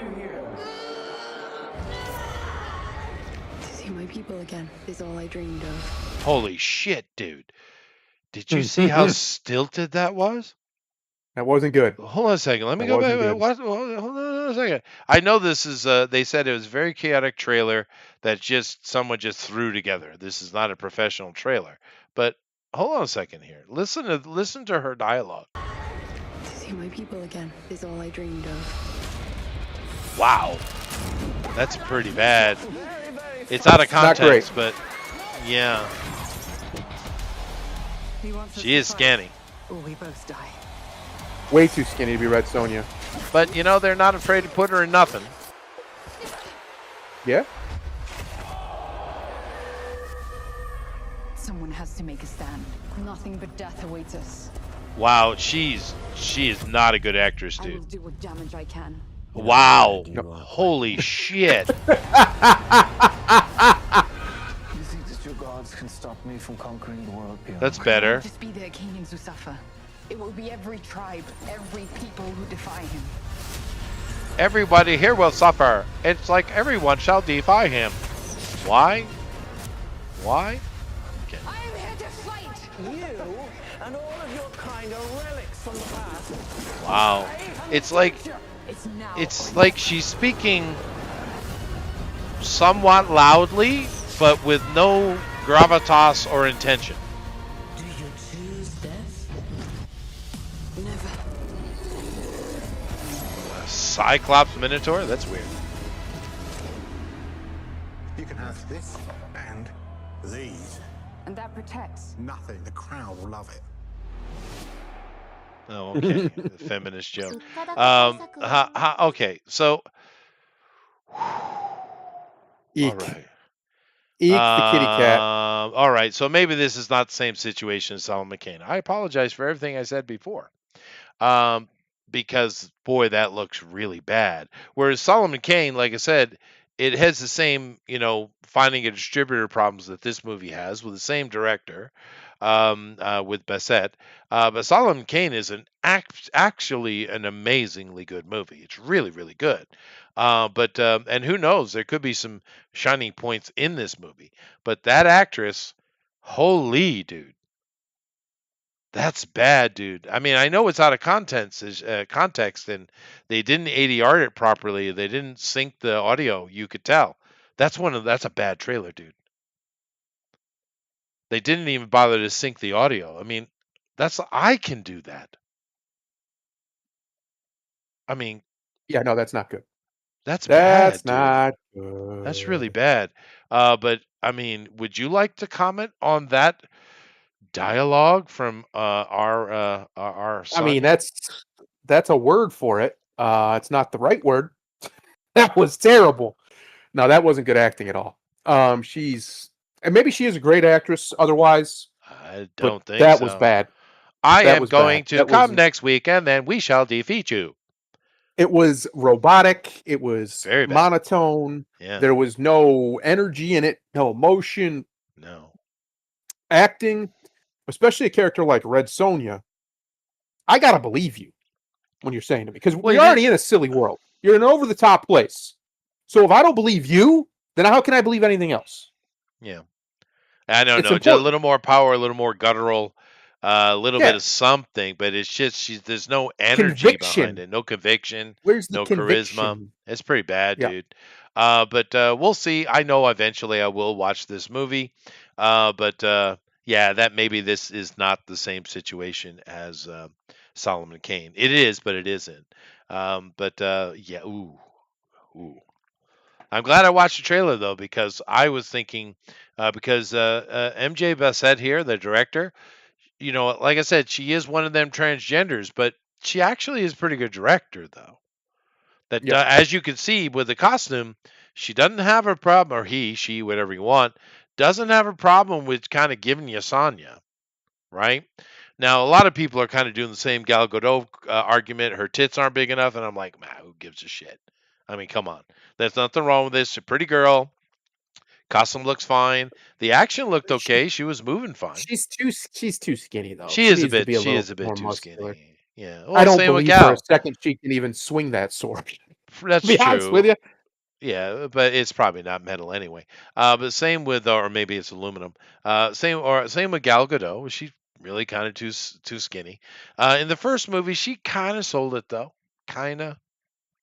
It could have been worse. Let's be fair. I didn't watch the second one because it just sounded so stupid. But yeah, it's a shame because now keep in mind this is Marvel's Sonya, right? And we know that Sonya with a Y instead of a J, of course, is from Robert E. Howard. And they adapted and kind of created their own thing and put her in a completely different timeline back with Conan. However, Red Sonja is a thing. It's been around for what, the 70s, since the 70s, I guess, something like Yeah. that. It would be nice to get one, a really cool one. But I don't know. Oh well. But then again, they can't really do Conan right either. I mean, the Arnold Schwarzenegger one is a lot of fun, and a lot of people enjoy it, but it's not Conan at all. I mean, No. it's just in name. I don't know, dude. No, yeah, you're completely right. Yeah, Sorry, I'm being 100%. messaged. Oh, that's fine.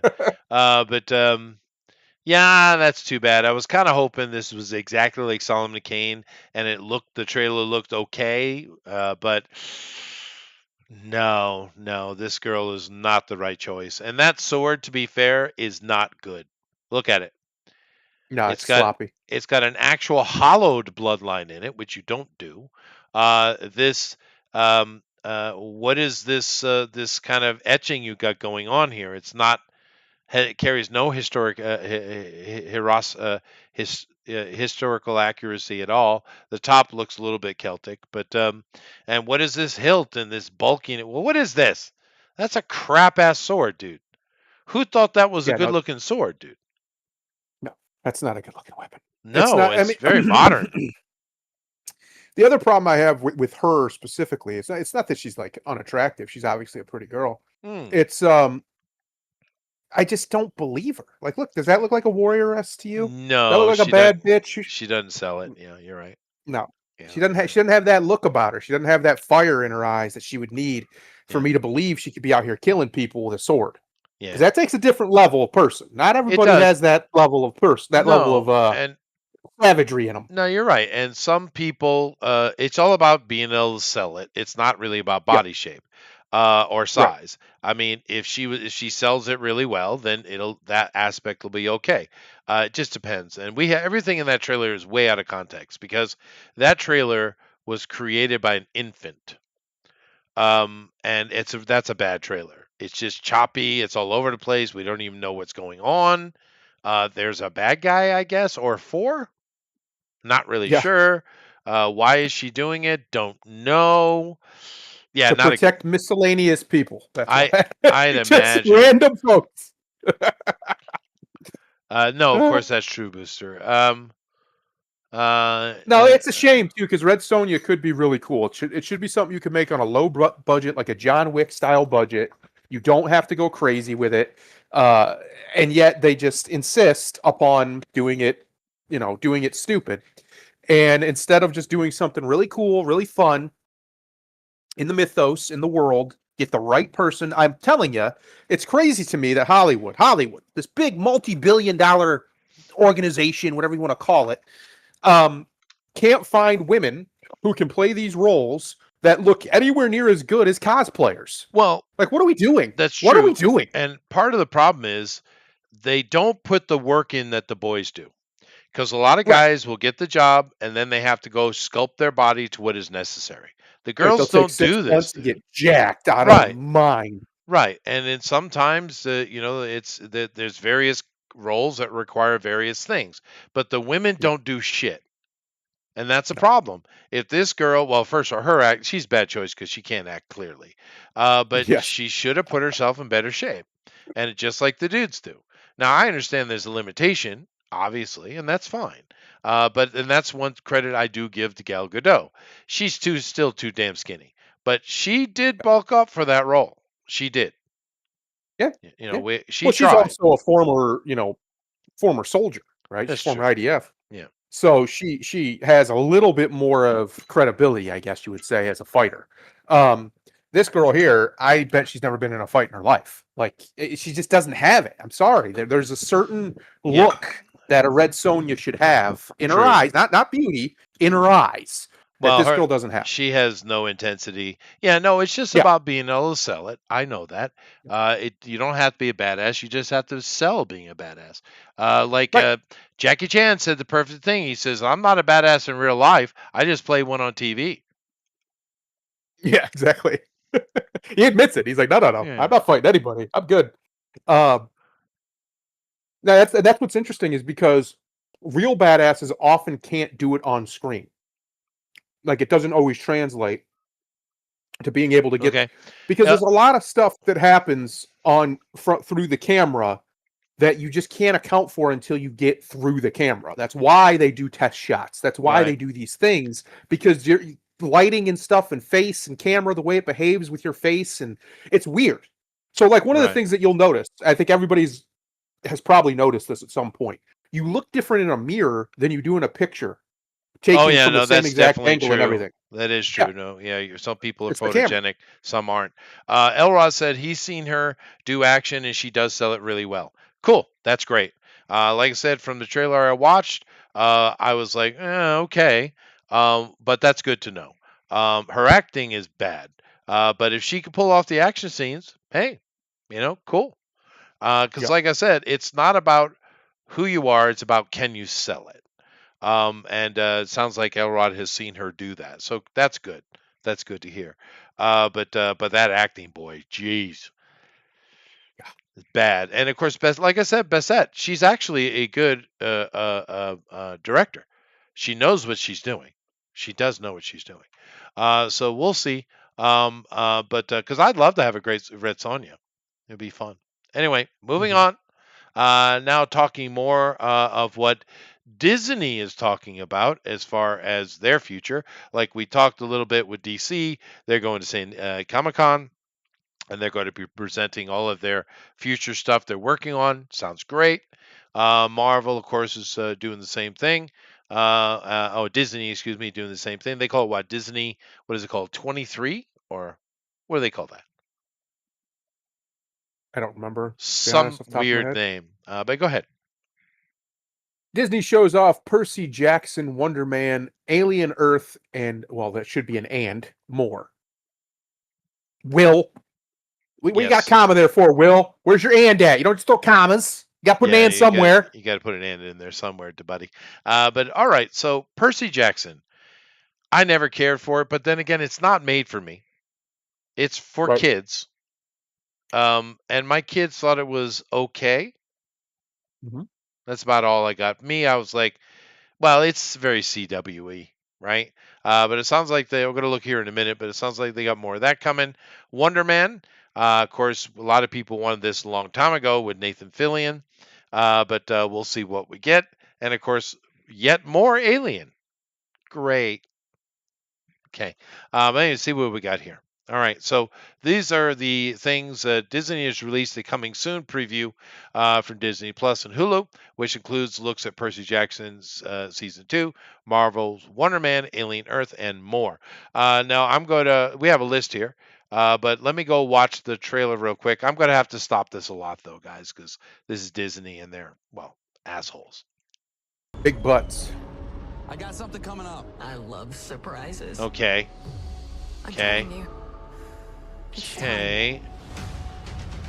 Okay. My dream was about to become a nightmare. All right.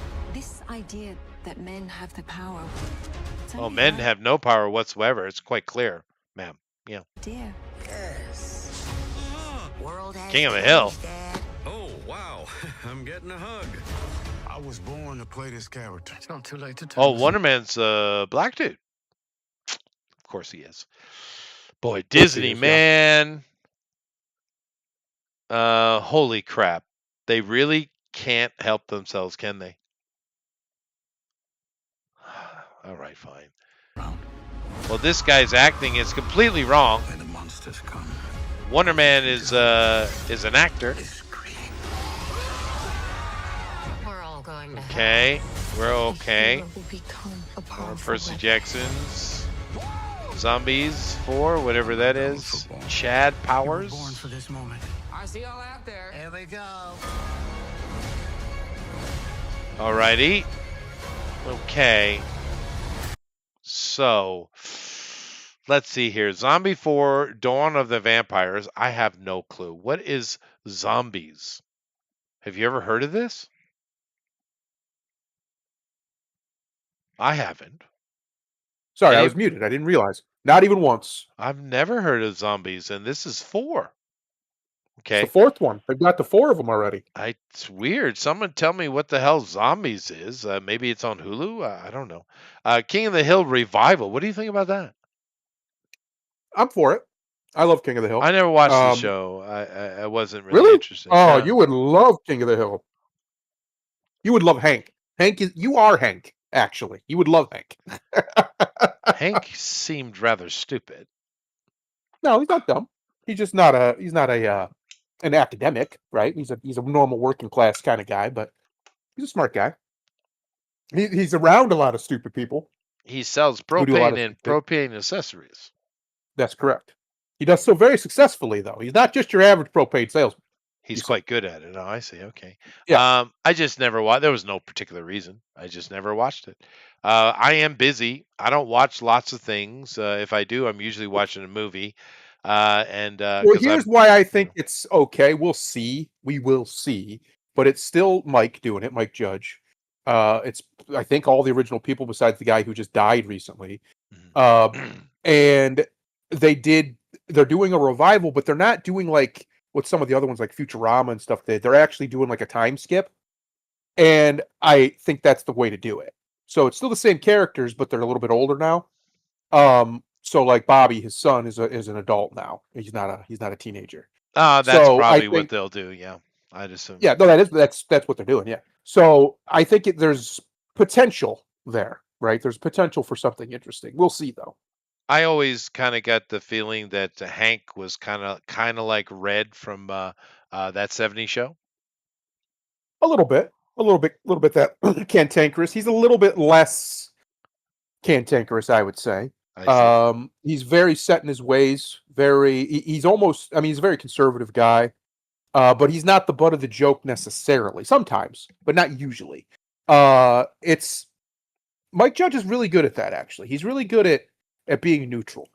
Right? He doesn't try to push his perspective necessarily. For instance, when King of the Hill came out, there's a big whole storyline where Hank Hill's he's a big Republican, right? He's a big George Bush fan. Big George, because it's in Texas. So George Bush at that time, before he was president especially, was the king down there, right? Or he was big deal. So he was a big George Bush fan. And one of the storylines is he meets him and he shakes his hand and George Bush has a weak handshake and it traumatizes Hank because he can't support a man who has a handshake like that. And that's the storyline that it runs off of. I understand what he's saying. That's definitely I do true. too. I don't like it. Shake don't my like damn it. hand, you fruit. Yeah. What are you doing? I am constantly educating Japanese people how to shake hands. Constantly. They do it all soft. Well, because they don't do it. They don't know it, right? And they are very soft and limp about it. I'm like, no. You're actually insulting the person by doing that. Yes. And I do educate them on that. And they learn. It's not like they're doing anything intentionally. They just don't have a culture of it. They don't get it. Anyway, moving on. Alien Earth, man, I don't know. I'm kind of done, sick and tired of this alien shit. But whatever. We'll see. Twisted Tale of Amanda Knox, I guess, is some kind of magic witchy girl. All right, cool. I mean, maybe. Chad Powers Probably, yeah. looks like a kind of comedic sports thingy. Oh, okay. All's Fair is just vapid rich people. Wonder Man, fuck you. All right. No, fuck you. Right. I agree. Yeah. Yeah, Percy Jackson and Olympians season 2, cool. I don't know how well season 1 did. Like I said, I'm not really a Percy Jackson person, but if the kids like it, well, that's all that matters, right? It's their stuff. I like the first movie. I think the first movie's okay. Yeah, no, but I other was than talking that- about the movies because I haven't seen the show at all. But yeah, no, I mean, if the kids like it, it's for them. So if Right. the kids like it, that's all that really matters. Only Murders in the Building, season 5. Well, I have no clue. No clue. That is a show that's on Hulu. And it's got a very interesting cast. Look that cast up in there. It's pretty interesting. I didn't know they were to 5 seasons, to be honest. No, But, I've never yeah, heard of apparently. it. It's like the zombies thing. Let me see. Let me go check it out. Okay.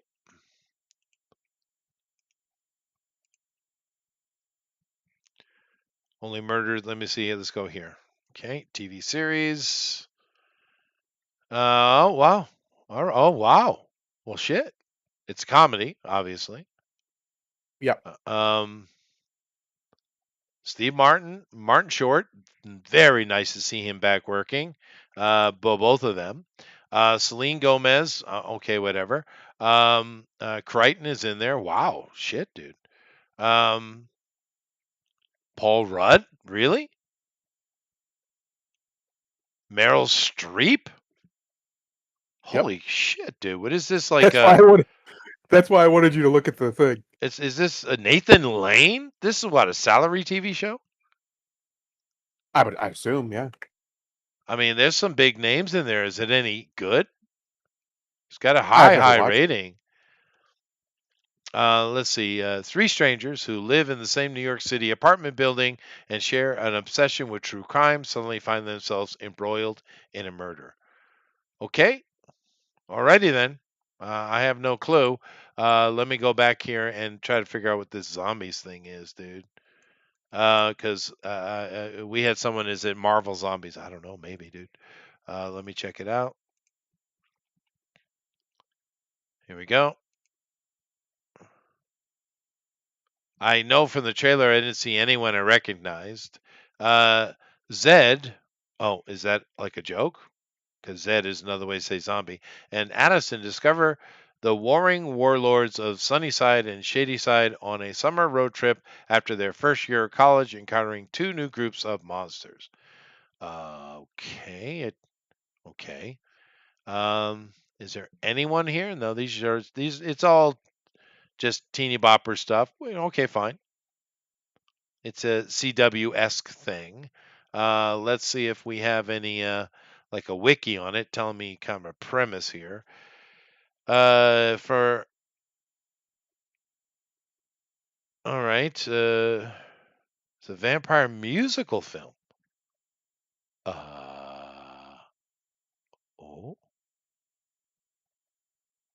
holy shit, dude! I've never heard of this. A musical? What the hell is this? Okay. Okay. All right. I have no clue, dude. I've never heard of this. Is this a Mandela thing?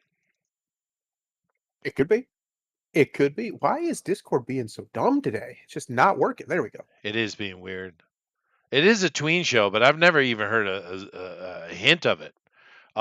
You know, the newest Mandela one that I just like balked at so hard yesterday. I mean, goodness, there's definitely something going on with that Mandela thing, dude. It's very Because weird, isn't it? it is. But like, let me give you a new one I heard. You know, Mr. Ed McMahon. Mm-hmm. What is he known for? Well, being on Johnny Carson. That's right, one. number 1. And the second thing? Wasn't he the Publishers Clearinghouse guy? Yep. Oh yeah. Yeah. So many commercials, so many examples, constant. That's the only 2 places I know Ed McMahon at all. The guy who occasionally speaks with Johnny on Johnny Carson, Yep. and the Publishers Clearinghouse guy. Well, according to Publishers Clearinghouse and the internet, he never worked for them or did anything at all with them.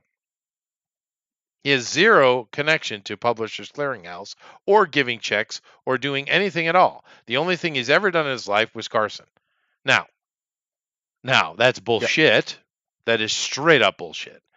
I have seen so many Ed McMahon. That's the only 2 places he's known is Johnny Carson and Publishers Clearinghouse.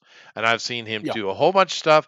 I do believe there was some Reader's Digest stuff that I saw him connected to as well. But definitely Publishers Clearinghouse. I remember him going to the houses, ringing the doorbell, and giving the check. Big giant checks, right? Right. Many, many, many times, but nope, never happened. Alrighty. Okay. So Booster says murder mysteries with ensemble cast seem to be a thing at the moment. Yeah, sure. And you got White Lotus, which is pretty popular, but I'm not really interested. I never even heard of it. But yeah, I don't know. All of this various stuff. All's Fair looks really dumb. And the Wonder Man thing is just, dude, screw off. Screw you, Disney and Marvel. Screw you. Haven't you in imprinted and glued on enough diversity? Isn't it enough yet, Disney? No. Can we maybe get a white guy? Maybe just one, please? Hey, don't you dare ask for a blonde-haired, blue-eyed white guy. No, you we son can't of a have bitch. that. Well, I don't think Wonder Man wasn't a blonde. No, I know, but yeah. just in general, you're not going to be permitted to have such or a redhead. Are you kidding me? Oh no, we definitely What kind of? Yeah, he's a brunette. You know what's right? actually crazy to me is that Star Wars Jedi Survivor Jedi whatever it is whatever it is, the new one that came out that EA made with the redhead guy, Cal Kestis as the main character. Right. He's a redhead, blue-eyed. He's a white guy. He's just normal. He's not, I don't know how that got through the filter, but it did. He's completely just a straight up white guy with red hair. Nothing, there's nothing weird about him at all. He's What as show? straight laced as you get. The game, the Jedi Survivor game.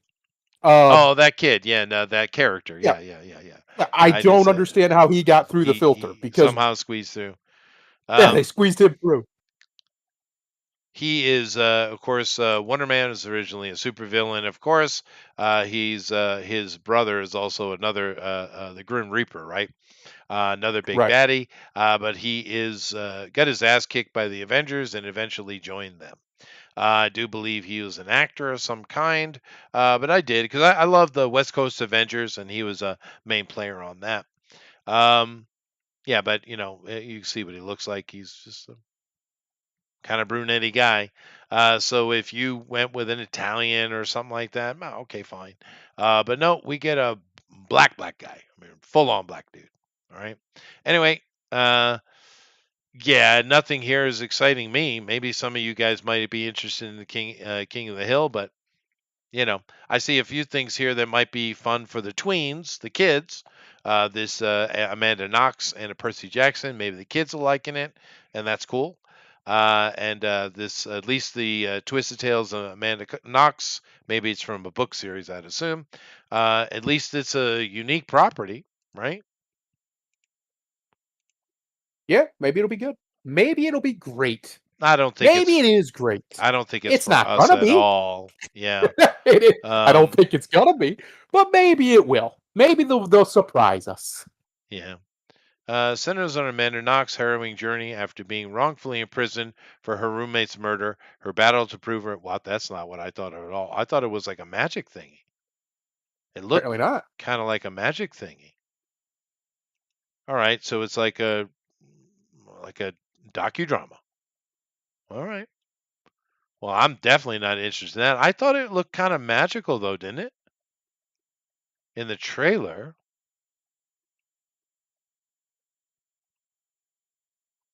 Huh. It did. I don't know. Maybe that's like imaginary stuff or something. I have no idea. I don't You never know. know nowadays.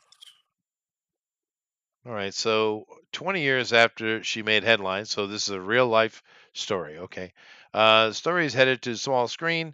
The upcoming series, The Twist Tale, is set to premiere this summer with the really good. Okay, Meredith Chris and her subsequent 16-year journey to free herself. She's convicted of murdering her roommate. Okay. Okay. Monica Lewinsky and Amanda Knox were partnered on this before I ever was approached. She explained. Monica Lewinsky. Let me go back here. Let me just get rid of all this stuff and see what Wiki says in regards. Okay, don't recognize it. She's an activist, an American journalist, so-called 4 years incarcerated in Italy after her wrongful conviction in 2007 for murder. Paraguay, okay. She was definitively acquitted by the Italian Supreme Court, okay.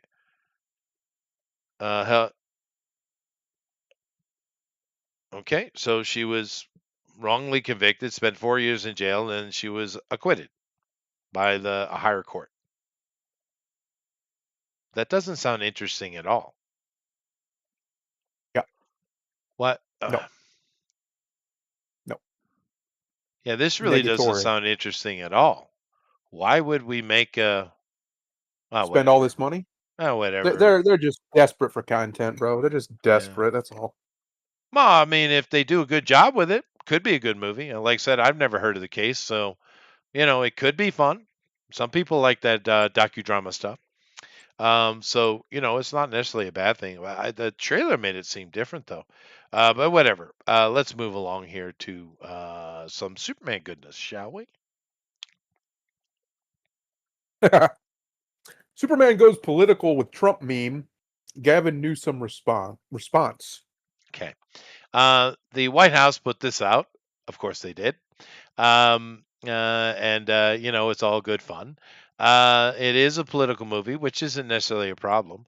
And response to California Newsom about immigration. Of course, the movie is kind of pointing out immigration and Superman's an immigrant too. You jerks. All right, fine. He is.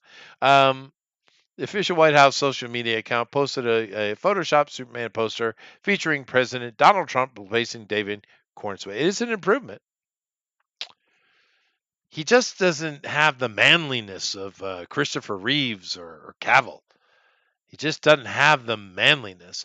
Even little Dean Cain had he projected manliness. He was jacked. He was an athlete and everything at the time. Yeah, I don't know. I hear he does a really good job. I hear he brings the heart that Superman needs, and that's great. I don't see it. I've tried to, and I'll probably eventually watch the film when it gets on streaming when I don't have to give him money to do so.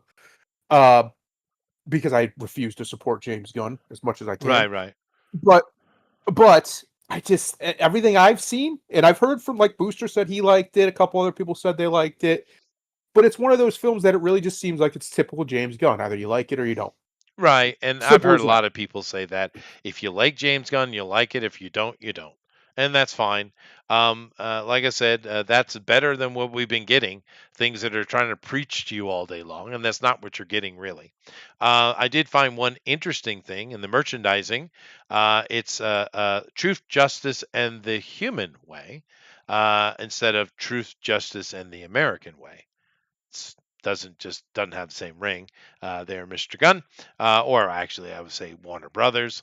But Gavin Newsom officially press announced on X, noting Superman was an undocumented immigrant. Yeah, we know this.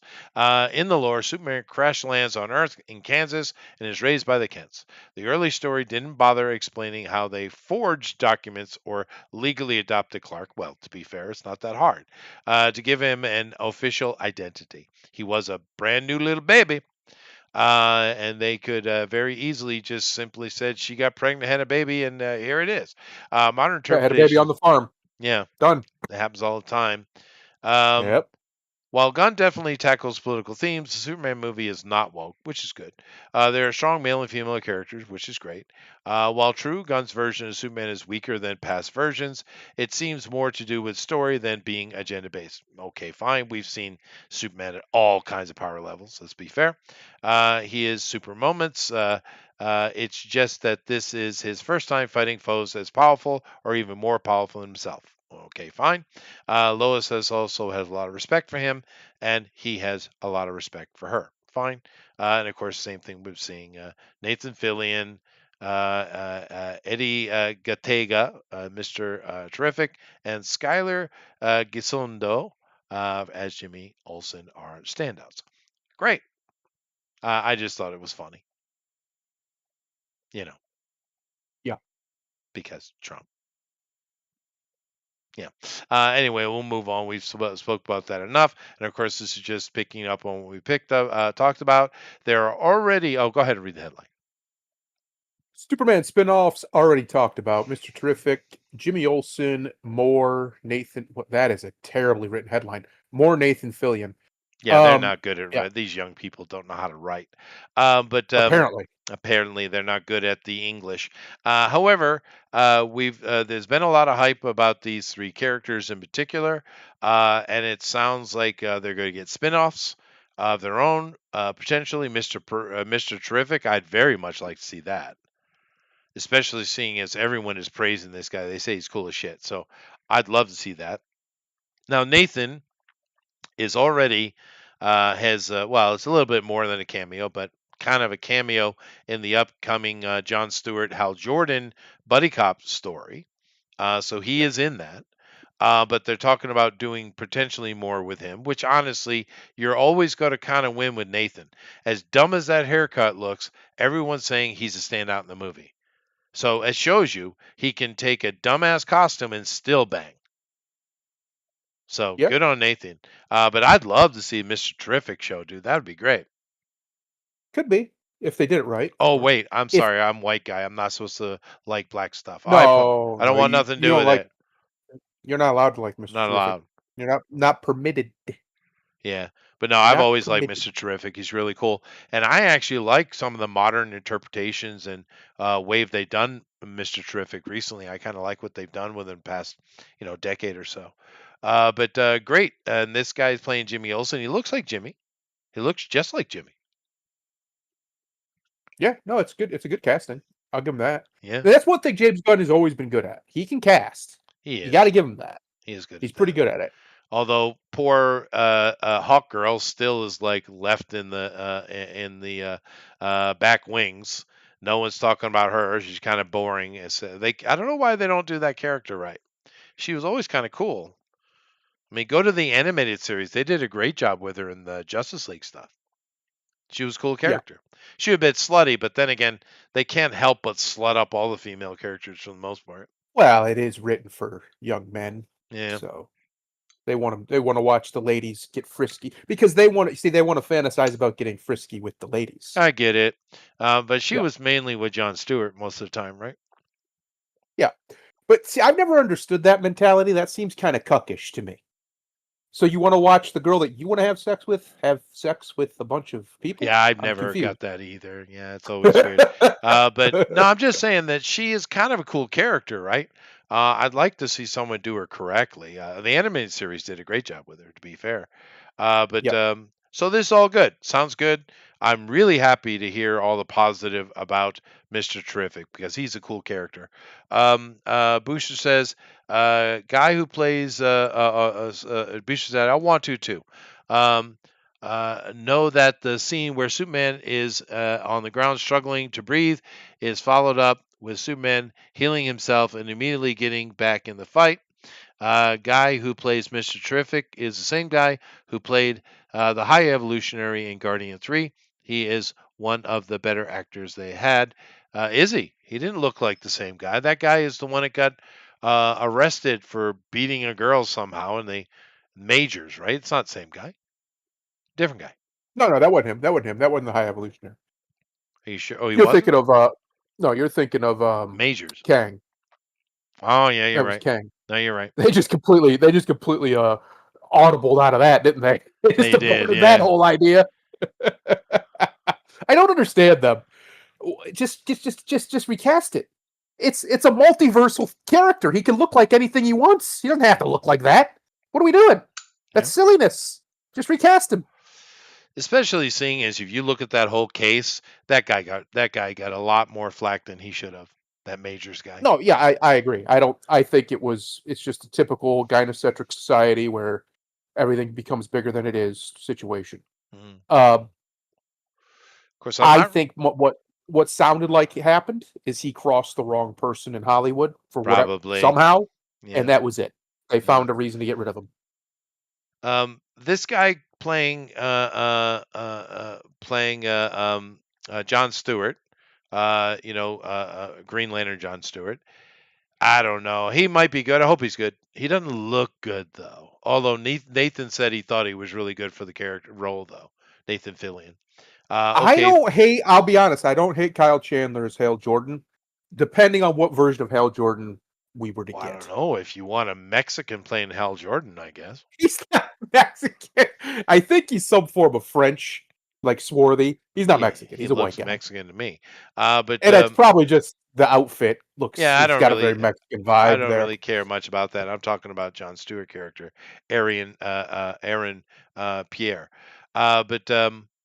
Yeah, no, maybe he'll do a good job. Like I said, Nathan Fillion said he was really impressed with him. So cool. Let's see. I don't know. It's just his look isn't right to me. Yeah, I don't know. He doesn't look like what I would pick for a John Stewart, but Well, maybe he'll John pull it off. John should be a lot darker, Yes, he should be and black, not he light should be a brown. black Yeah. guy, not some high yellow mulatto. Yep. And John's a military guy, and John moves as a military guy. This guy is not moving. Like I saw some other clips and stuff of him. He doesn't move right. This guy. Well, we'll see. Like I said, Fillion really thought he was good That for can the be role. fixed too. It can That be. stuff can be fixed. It Too. can Yeah. be. So no, all good. It's all good. It's all good. I just hope we don't get. It looks like we're not going to be focusing on Hal very much, which is a shame. Maybe we will. Maybe this is just how they're doing it. But I just hope we don't get fucking downtrodden, stupid, worthless Hal Jordan. Can we have Hal Jordan, please? Well, that's Please. kind of what they do. But I know. Nathan said he doesn't even have a scene with Hal, so he doesn't know. He only did stuff with Kyle John Stewart. Chandler's a great actor. He's a really good actor. He's been in a lot of different stuff. He's got decent range. I think he could make a good Hal Jordan. I just don't trust that that's what they're going to give us because Hal's Right. one of those characters that for some reason they always fuck him. I don't know why, but he's just one of those characters that always seems to get the short end of the stick when Hollywood comes knocking. And So- he's just too white, dude. I guess he's too normal. How dare he just be a guy? Hal Jordan? I don't know. Yeah, no, he's not a Mexican. No, he's He's kind of got a little Spanish to him, though. I mean, proper might. Spain. a Spaniard. He might have some Spaniard in him. And cool, if he's a good actor, rock on. Yeah, he's been around for a while. He's He been around looks all kinds of stuff. somewhat familiar to me. Where do I know him? Yeah, he's from? he's in the Godzilla movies. He plays the dad. Oh, all right, fine. There we go. Which is really he's just there because they needed somebody to play the dad. But yeah, Right. but he's in a lot of stuff. He's been all over. He's got a long career. Yeah. So he could probably pull off Hal if they give him something to pull off. Yeah, but it sounds like Hal is kind of like they're playing him off as almost like a drunk has-been is what they're doing Yeah. with him. That Which is sucks. the whitest black guy I've ever seen. No, you're right. He is. He just, I don't know. It just, I'm not, it doesn't matter. I'm going to let him do his thing and we'll check it out. So, hopefully he does a really good job. John Stewart's a cool character though, and I hope they do it correctly. Although there definitely seems to be some weird lefty politics going on in this series though. But then again, we're still not out of the woods on any of that. But nevertheless, that's what we got. Let's go take a look at the box office here. Where we at? Well, now keep in mind this is one of those movies that opened Wednesday last week. That's right. So this is It- had a many day run, 5-day run.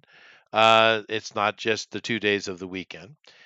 It's made about say $6 million. This I guarantee you it needs to be $1 billion for them to have made any money on it though. Because this is definitely half a billion cost between marketing and production. I don't know what the costs are, but I have seen trailers for this everywhere, and that's expensive. And of course, Cost money. the budget is probably 3 to Allegedly, the 4. budget for the actual film is 225. That's Okay. the number that's been put out there. Okay. But then you got to almost double that for marketing. So I mean, they gotta get there. They gotta get some money. They're They gonna need need probably 6 or this 700 million just to make a serious right. profit. Or much more. Yeah, And that's the big problem we've been talking about. They are pricing themselves out of profit with this nonsense because they're just too expensive. Any normal movie, this right here would have made its money back, and everybody would be jumping up and down for joy talking about sequels, right? Because yeah. 100 some odd $1 million opening weekend, like, dude, we've already made our money Ju- back, right? Just a decade ago, not even a decade ago, we're good. They know they're in. You don't have to worry. Like they like you said, they'd already have the and they apparently do, but they already would be lining up sequels. They'd be lining up all sorts of merch, all sorts of ways to monetize the success.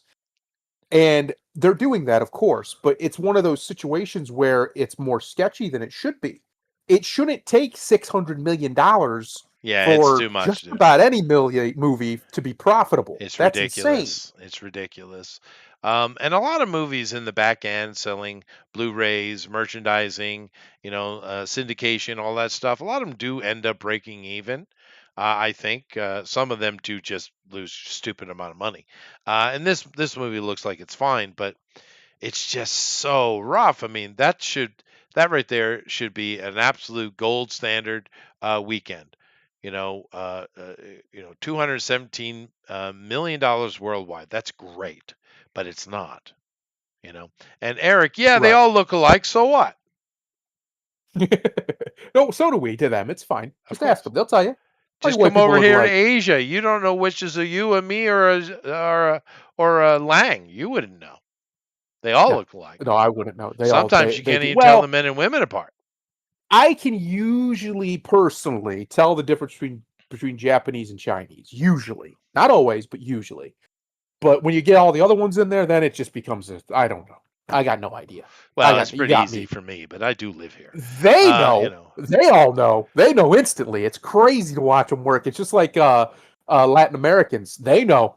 They know where you're from when they Sure. see you. Oh well, They it's instantly. not just your face; it's also your fashion, the way you speak and move. Yeah. It's they're just like us. If you see a European, you know it's a European immediately, right? It's Yeah. it's the culture of it.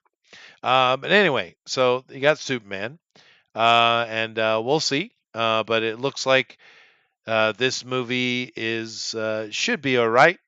And it seems to be kind of mediocre. F1, maybe, maybe. But we know they spent too much money on this movie, dude. We already talked about it. It's not good. They spent too much money on these movies, dude. Let me see how Jurassic World, that movie, it hadn't made its money back yet, but it's heading there, though. It probably will. It probably do all right. I Yeah. had a feeling it would. Um, these movies, for whatever reason, people love to see them. They love to go look at the dinosaurs. I And that's guess. I don't fine. know. That's fine. But of these movies sitting here in the top three, Superman, everyone's saying it's fine. Some people's like, yeah, it was okay. I enjoyed it. So it's not getting bashed. Jurassic Right. World is being bashed hardcore, is just being a shit movie. F1 is being praised.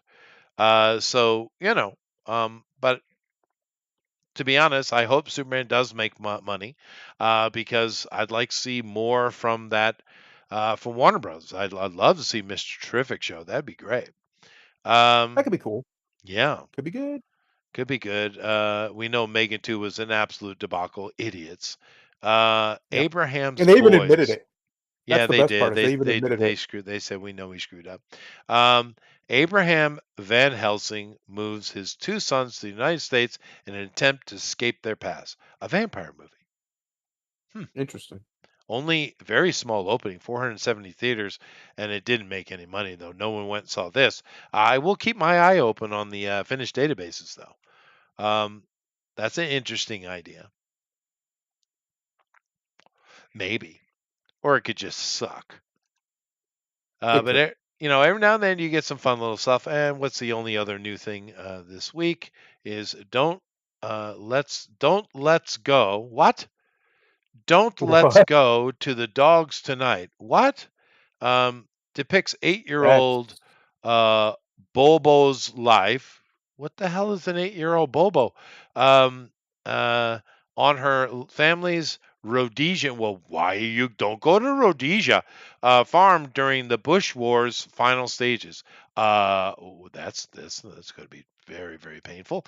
It explores the family's bond with Africa's lands and the wars impact on the region and individuals through Bobo's perspective.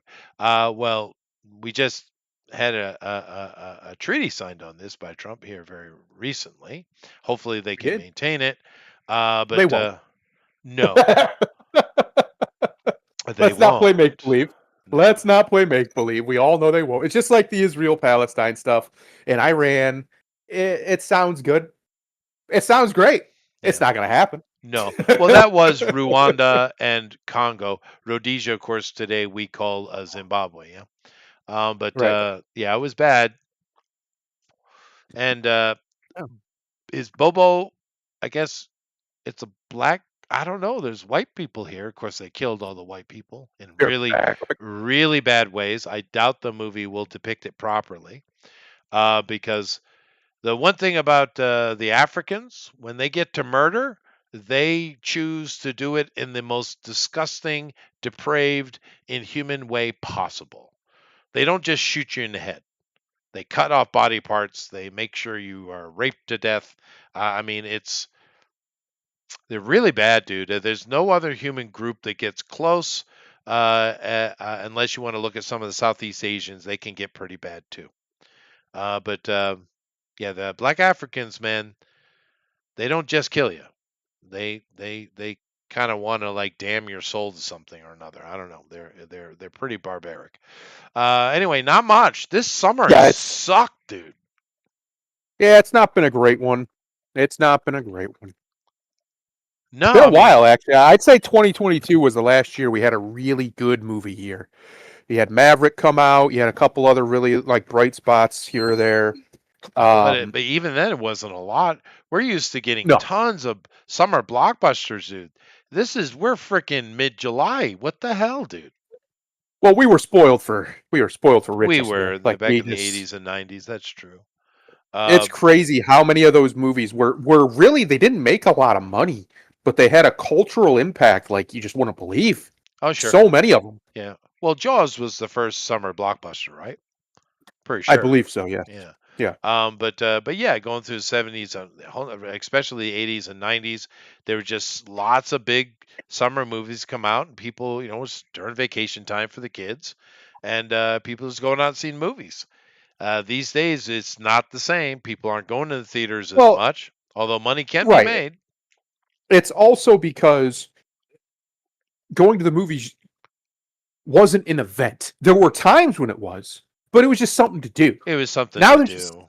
now there's just so many things to do. I don't Like, know, dude. People have spent less time outside doing things than they ever have. Yeah, because they're inside doing things on their phone or they're on their Yeah, they're computer or they're playing. isolated. Humans, Right. yeah. We've isolated ourselves and we're a social creature, and then we wonder why Gen Z and Gen Alpha are the most antisocial generations we've ever seen. Like they're incapable of of basic social interaction. I'll give you a great example. I go to the park and I walk on a very regular basis. It's what I do. One of my things I do for my exercise. I go for Sure. nice long walks. Walking's It's great. The people who I will get, you walk by, hey, how you doing? That kind of deal. My age, older, maybe a little bit younger. It's never young people. Yeah. Ever. They will not look at you. They will not wave at you. If you say hi to them, they'll get weird. That's not normal. I was a young person. I used to walk by people and say hi. I don't think that's weird. No. But for them, it's weird. It's pressure. You're putting pressure on me. Yeah, Okay. no, they're really, really soft. I mean, standard American thing that a lot of foreigners find odd. We'll walk by and just wave at each other. I don't know that guy, but I just wave. We do that. Yeah. But yeah, the younger How you doing? generation these days are weird. However, I'd have another question. This one's a little bit more esoteric, if you don't mind. Uh-oh. But Esoteric. Uh-oh. let me ask you a question. If I say the 50s, Yeah. what image comes to your head? What image? Yeah. What is For me, the style and description of the 50s? it's old Buicks, it's old cars like that, greasers, and it would be like the malt shops and the ice cream shop, the parlors, those kind of places. Poodle skirts. That's what comes to my head. That whole deal. Drive-in diners. Yeah. Yeah. You have in your head a very explicit image. If I say the Right. 60s, what comes to your head?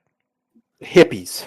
In the late 60s, but mid 60s, what you had was very, very colorful, straight dresses, and patterns, lots of color. And of course, you did have the hippie aspect come in the end of that.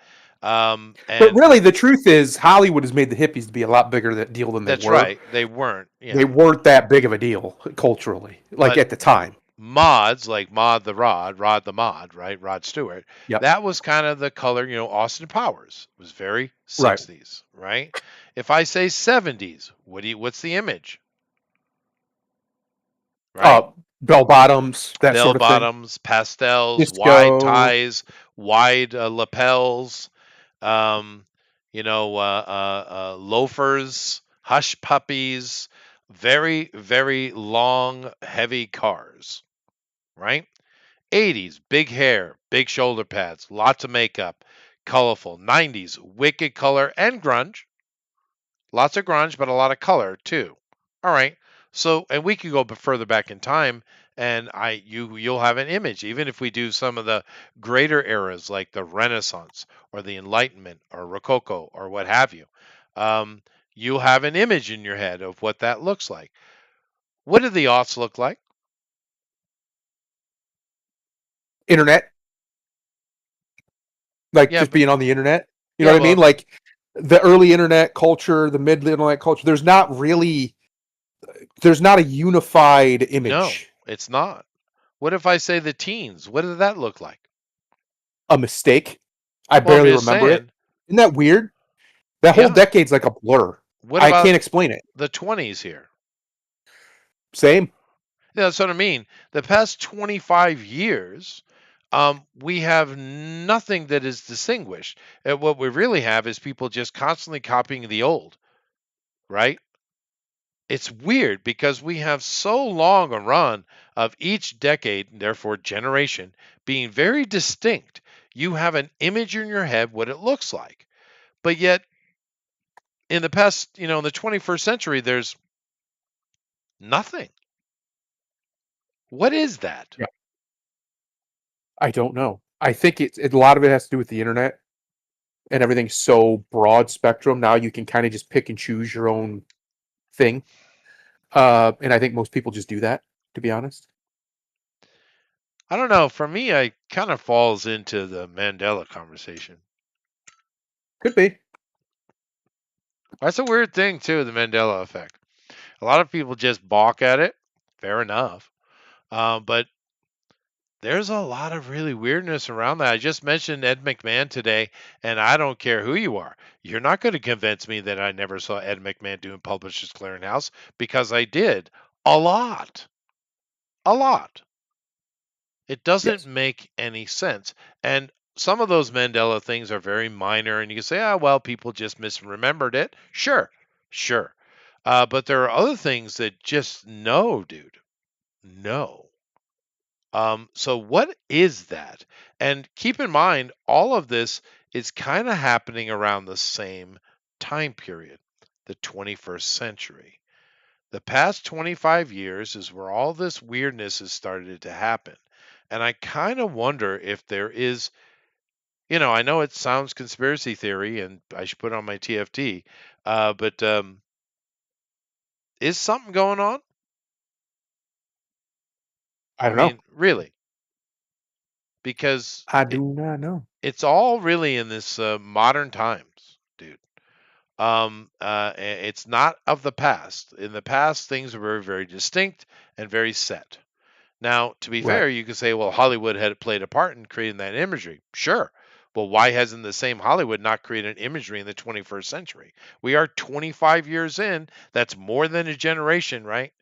We're actually into 2 generations now, Z and, of course, the new Alpha. I don't know, dude. It's very, very bizarre. And of course, things are crazy hot. They keep repeating. It's not like we haven't done remakes in the past. The 80s was a perfect example of how to do that correctly. But these days, all we do is copy everything. When's the last time you saw something original? That Creator movie was original-ish. It wasn't great, but they Okay. tried something. Okay. Okay. I'll But give them that. They tried sure. something. But there's like everything in their brother is a copy of something else. There's no uniqueness. There's no creativity. There's nothing coming out of these generations, and I'd say since millennials, that is distinct. They're not distinguishing themselves. Yeah. Roger says he thinks that someone is trying to erase history or memory of the past. Yeah, no, and we definitely have with those quantum computers over at Google, and wherever else they are, we certainly have the technology to do so. I guess it could be just very practical and down the earth answer. Could just be an agenda of some group, right? But yeah, it's something is definitely going on, in my opinion, because I've seen a lot of those Mandela ones that I agree with or disagree. But that Ed McMahon one, no, Yeah, no, that's silly. no. That's silly. That's ridiculous. I have memory many. It's not just one commercial. There's many. That's what Ed Yeah. McMahon did. He was either on the Carson Show or he was Publishers Clearinghouse. That's it. That's it. Yep. I don't care what you say. Even though they're saying no, that never happened. That never existed. You're misremembering. No, I'm not. No, I'm not. No. I remember it. Yeah. I remember the exact line. He'd say, "This is Ed McMahon with Publishers Clearinghouse." He'd say That's right. exactly that. Yes, he That's did. how the commercial would start every time. Every time. But we're wrong because that never happened. It did, though. It did. I though. seen it. I know. You can't gaslight me. I am ungaslightable. That's a trait that I take of myself very highly. It pisses people off. Yeah. Because when I know I'm right, I'm not going to stop. I'm just not.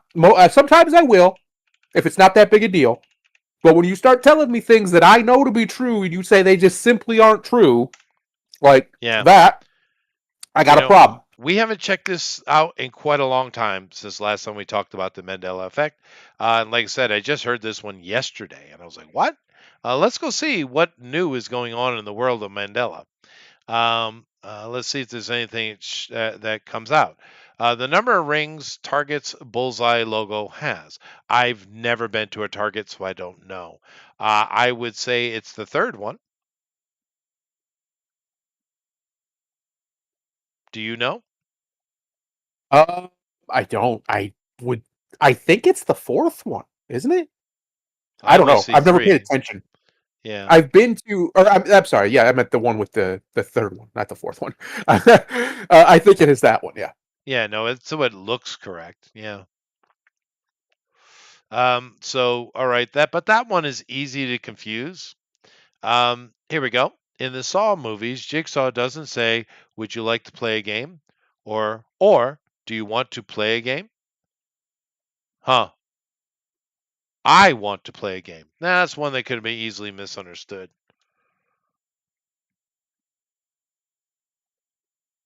What if I told you everything you knew was a lie? Okay, that's from The Matrix. Despite there being countless "What if I told you" memes, and several people saying that they specifically remember it being a line, at no point in any of the Matrix trilogy does Morpheus say that. No. I don't remember that one. No, I remember him when he's sitting that's very scene where he's sitting there talking to Neo. He said, "What if I told you?" And he definitely said that. Huh. Let's see. Ned Stark never says "brace yourself." Now, these are little things. The laughing cow's missing gold nose ring. I don't remember that. Do you? No, I've never, but I'm not a big Laughing Cow person, so I wouldn't No. know. All right, here we go. There's something I do know. The color of Tony the Tiger's nose. Well, it's definitely black. His nose I being black, but it's don't actually remember it blue. being. I don't remember it being blue ever. No, I've never seen a blue nose on Tony. Old It's al- Tony, old it's Tone always boy. black. Yeah. They actually have this cereal over here in Japan and it's black. It's not blue at all. That's weird. But a lot of these are ones that you could see the confusion taking place though. They're not so clear like Ed McMahon, right? Alaskan Airlines has changed to Alaskan Airlines. Huh? Or Alaska Airlines. Yeah, I wouldn't know. Skechers or Skechers. Wouldn't know. You? No? Nothing? No, I don't. I don't wear Skechers. I've always seen. No, I've only ever seen it with the CH. I've never, or without the T. I've never Yeah, I've heard never of it seen to a be in there. T. Yeah. Whiteout is actually white out. I don't know about that, Bill. Or what's his name? Mm, Tim. I don't know about that, Tim. yeah, I don't know.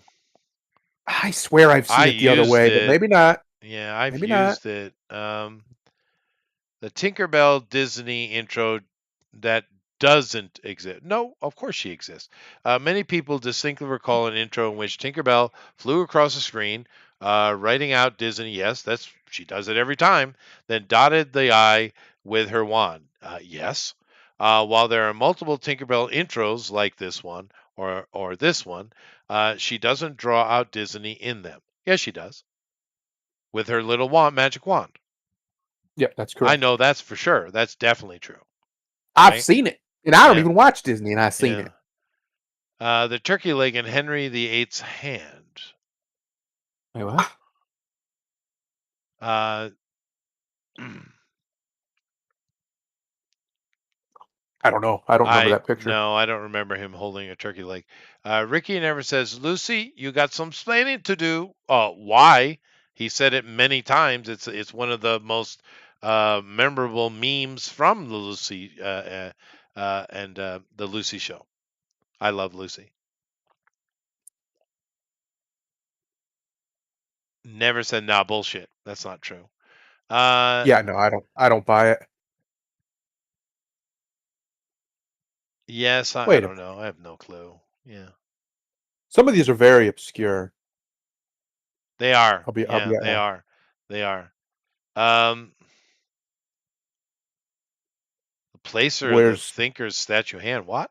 There's famous statue of a man resting his chin on his hand. Yep. However, many folks recall him resting his forehead on his fist.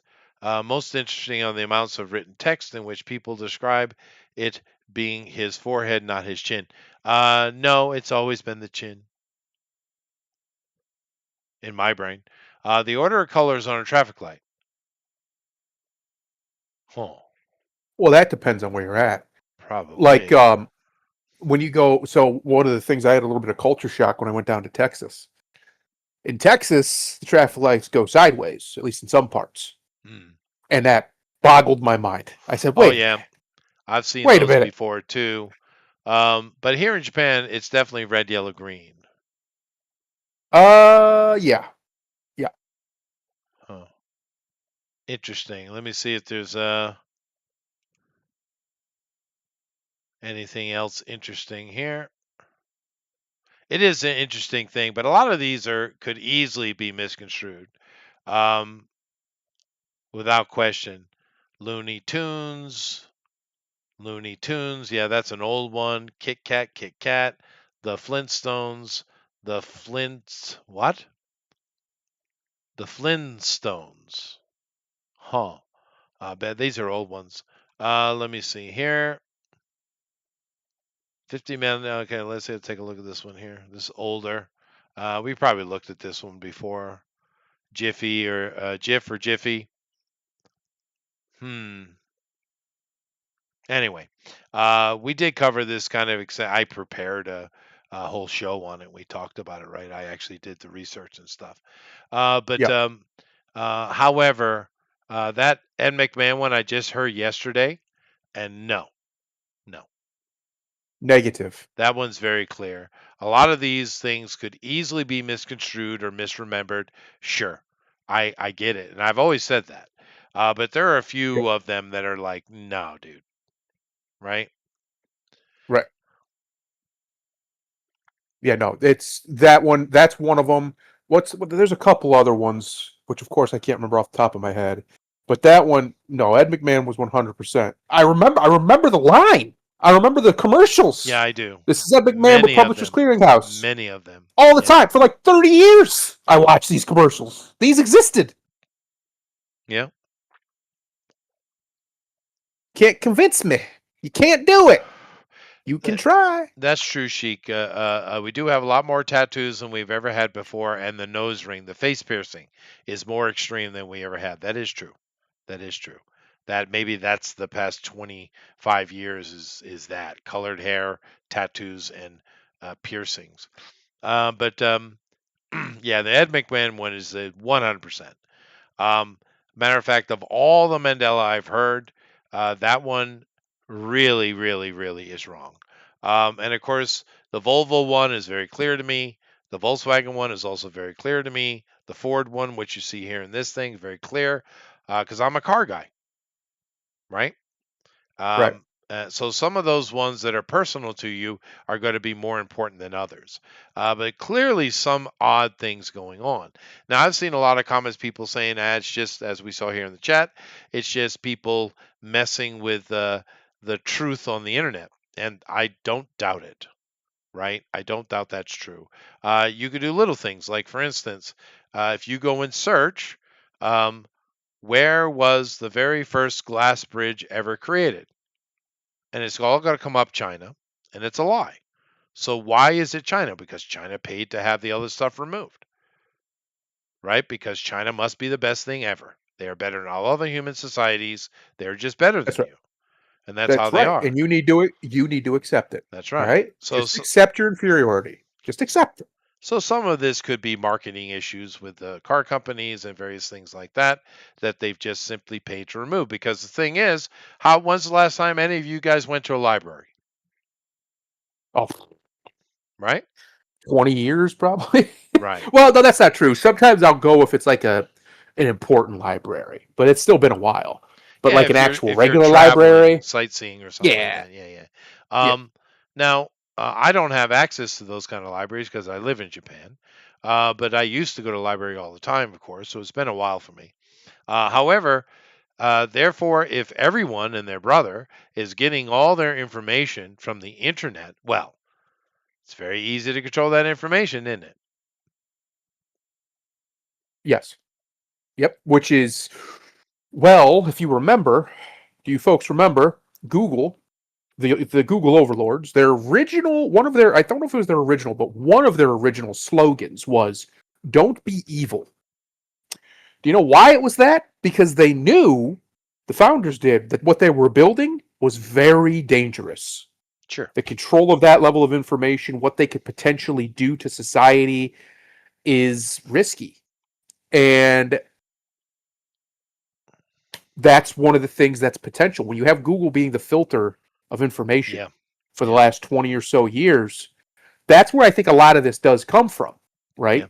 Yeah. And that's a problem. But there's some of the stuff that's just like, no. That Ed McMahon one, that might be the most egregious one I've ever heard. Me too.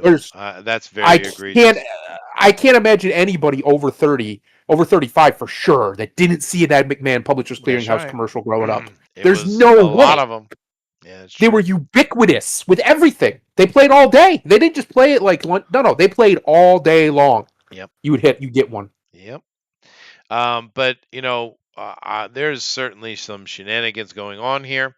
Can it all be explained by shenanigans? Maybe. But definitely something's going on with that. And of course, now with AI, we're starting to see maybe a little bit of information we can relate to it, right? Because what is AI doing? Is it giving us truth? No, it's giving us the truth that the internet considers to be truth. We see it all the time. Like there's been this big racism thing call out on AI because it's mocking black ghetto women for being ghetto. Well, where's it getting that from? Black women being ghetto on the internet. So the AI is educating itself on the internet. It's not based in fact. It's based on the internet. And of course, they're using us to train their AI to make incredible profits in the future. So good on them, I guess. But this AI is not the truth. A lot of people have made the mistake of portraying AI as being the truth and it will help things. It ain't. It's going to make it worse because the only truth that AI has is the truth that it's programmed with. That's right. They're trying desperately to get to AGI where it's, actually able to learn on its own. But I don't know if it's possible. No, I want to believe it is. Yeah, it's not even I real want to AI, believe dude. it is. It's not real AI. That's what I'm saying. I don't know if real AI is even possible. Can we create artificial life? Are we there? Can we do it? I don't know. Because what it is a learning program, right? Yeah, that's all it is. It's just an actual algorithm AI. that learns. Yeah. And it uses language as its modifiers instead of just numbers and Although digits. But that is still really cool. I mean, we can get virtual intelligence. That's what these are. The virtual intelligence. That's still super helpful if you use it right. Sure. But it's still not full artificial intelligence. Yeah. Maybe we will get there one day, but I personally don't know if it's even possible. I don't know if it's possible. Everybody use AI to ask questions, though, and that's a mistake. It's a mistake. Everybody on these YouTube channels and Twitch and all this stuff, they're all checking Gronk or what have you and asking questions to it and taking that as if it's gospel. It is not the right thing to do. It is not. Yeah. Matter what you're doing is playing into the complete theater control of the elite. That's what you're doing.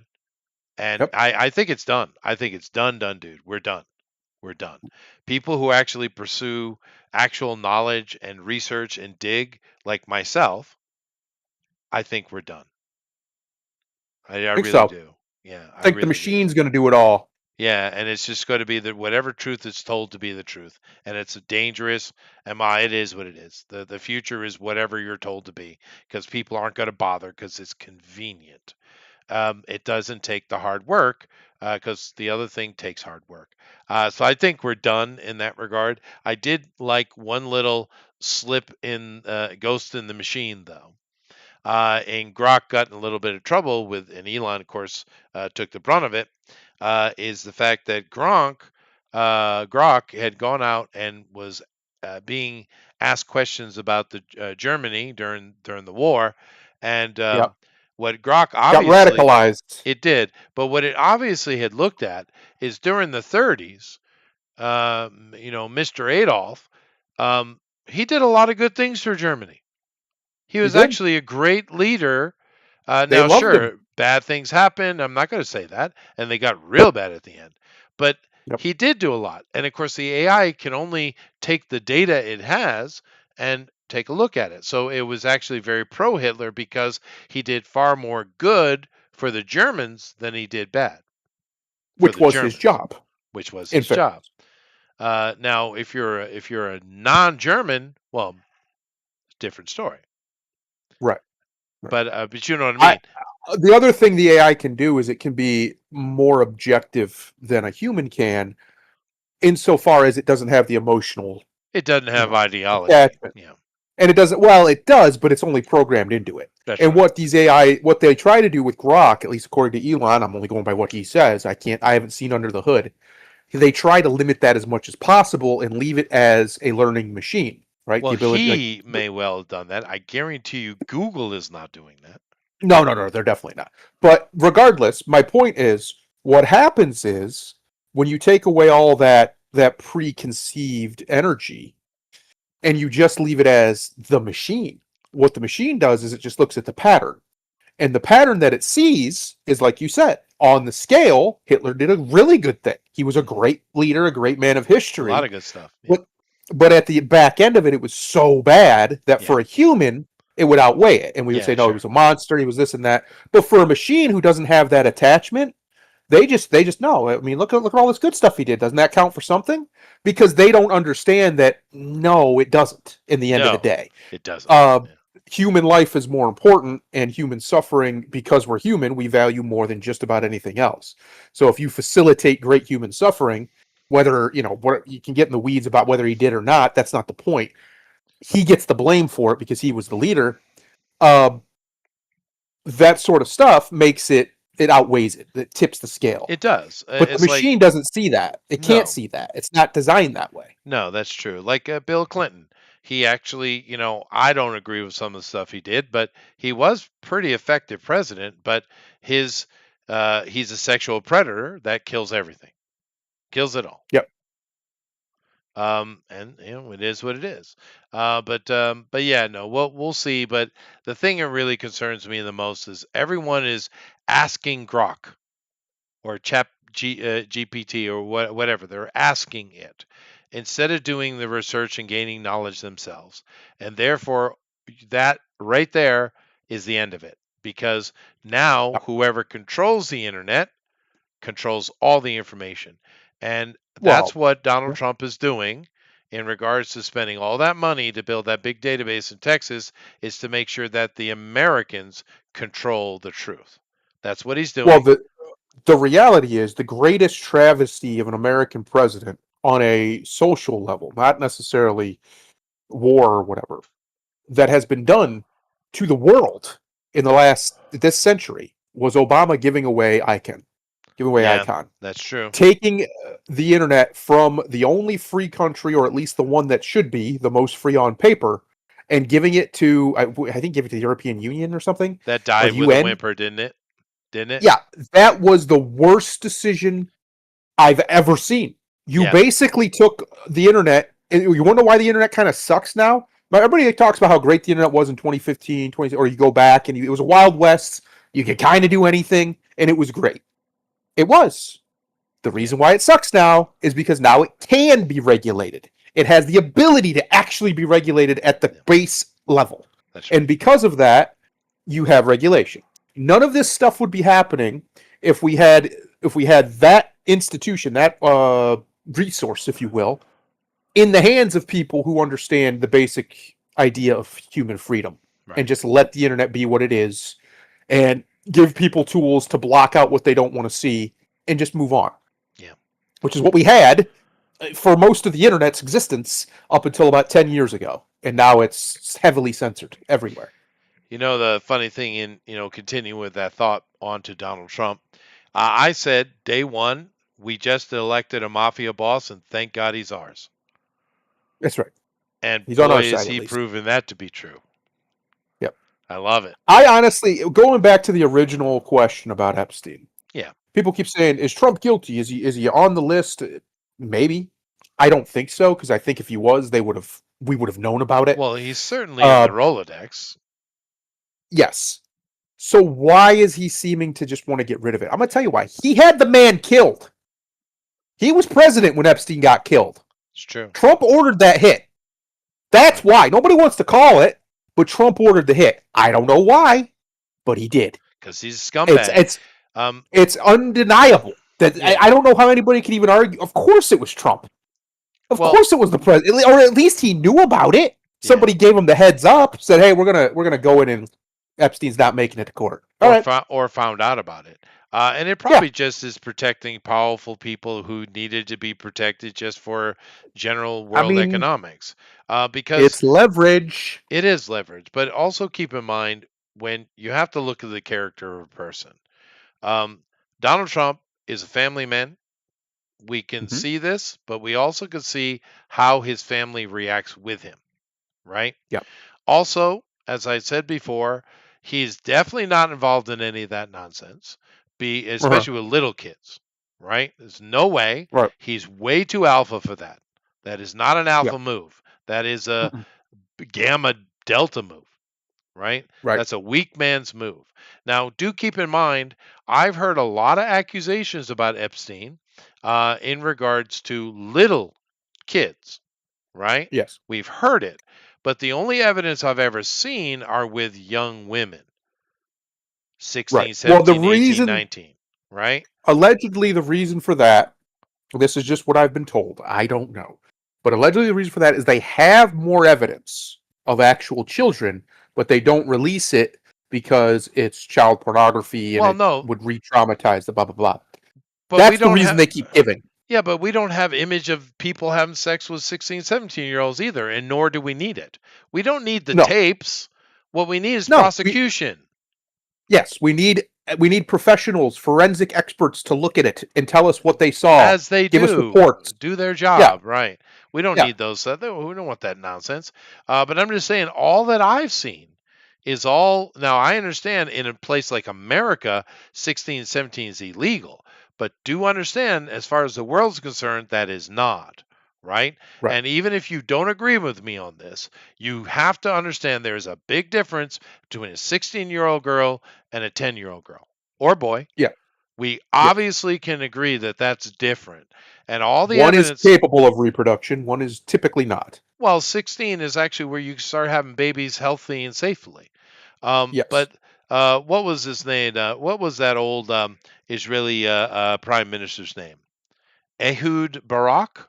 Was that his name? Barack. I think that's it. Mhm. That guy is on. We know he's on the list because he already came out and he already admitted it.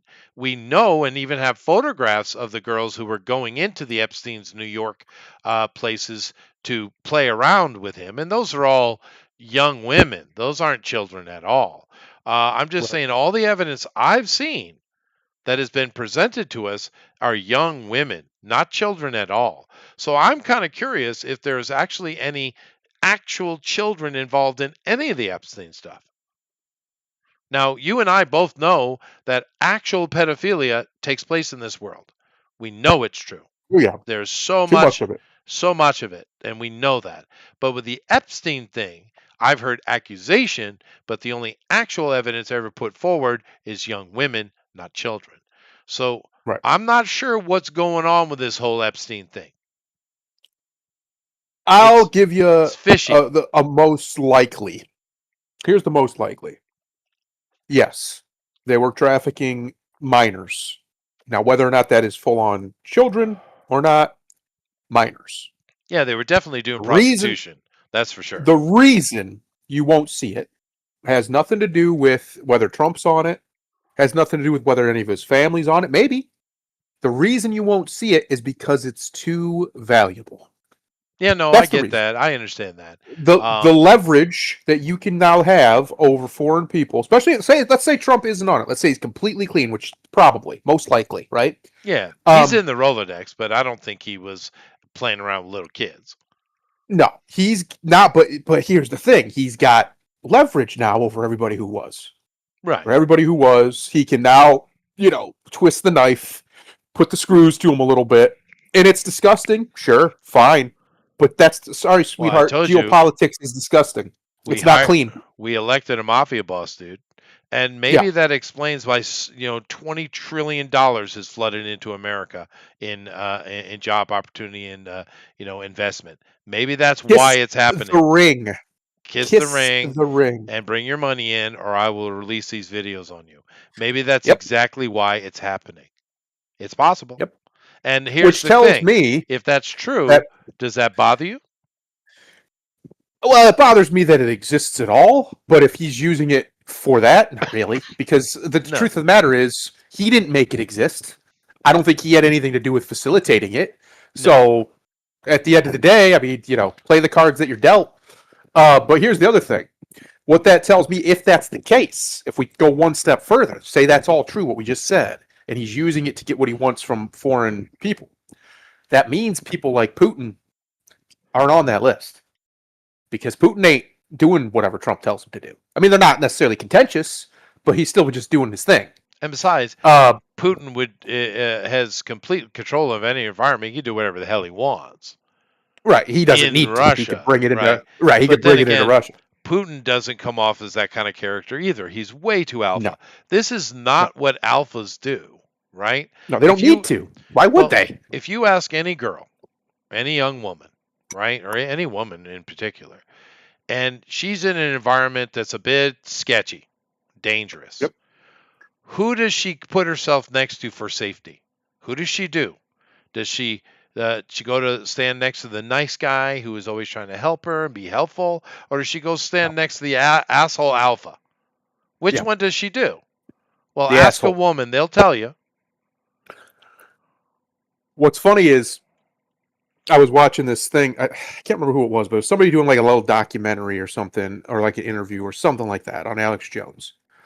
And they were walking down the street with Alex, and this guy. This was a guy, which is pathetic. But this was a guy, and he goes, I'm not really one of these like, these types, but it really did kind of feel good walking next to a guy like Alex, who nobody's going to really mess with. Something like that, something to that effect. Sure. Yeah, exactly. Exactly. Well, that's what betas I do. They congregate around the alpha, and that's fine. Yeah. That's Which, basically for all of Alex's faults, he is definitely a type A he's personality. pure alpha. Yeah. 100%. Yeah. No, he is. And Yeah. I mean, and it's just, especially with men, it's how we organize, and we do it very quickly. I mean, you could Yep. do a simple little test amongst your friends. It's very simple. Go in a room, have a table, right? Ask Yep. the women to move the table from this side of the room to the other, and then ask the men to do it. And you will notice Yes. there is a very different way that table gets moved. It gets moved in both situations, but with the men, it's much quicker than with the women. And you'll notice with the men, probably not a single word is spoken. Right. They just do it. This guy gets here, that guy goes there, and the table gets moved. Done. Right, because it takes men hardly any time at all to suss out who's in charge of the group of men in that particular place. Right. We suss the alpha very quickly, and we fall in line very quickly. That's And just the how truth we is, function.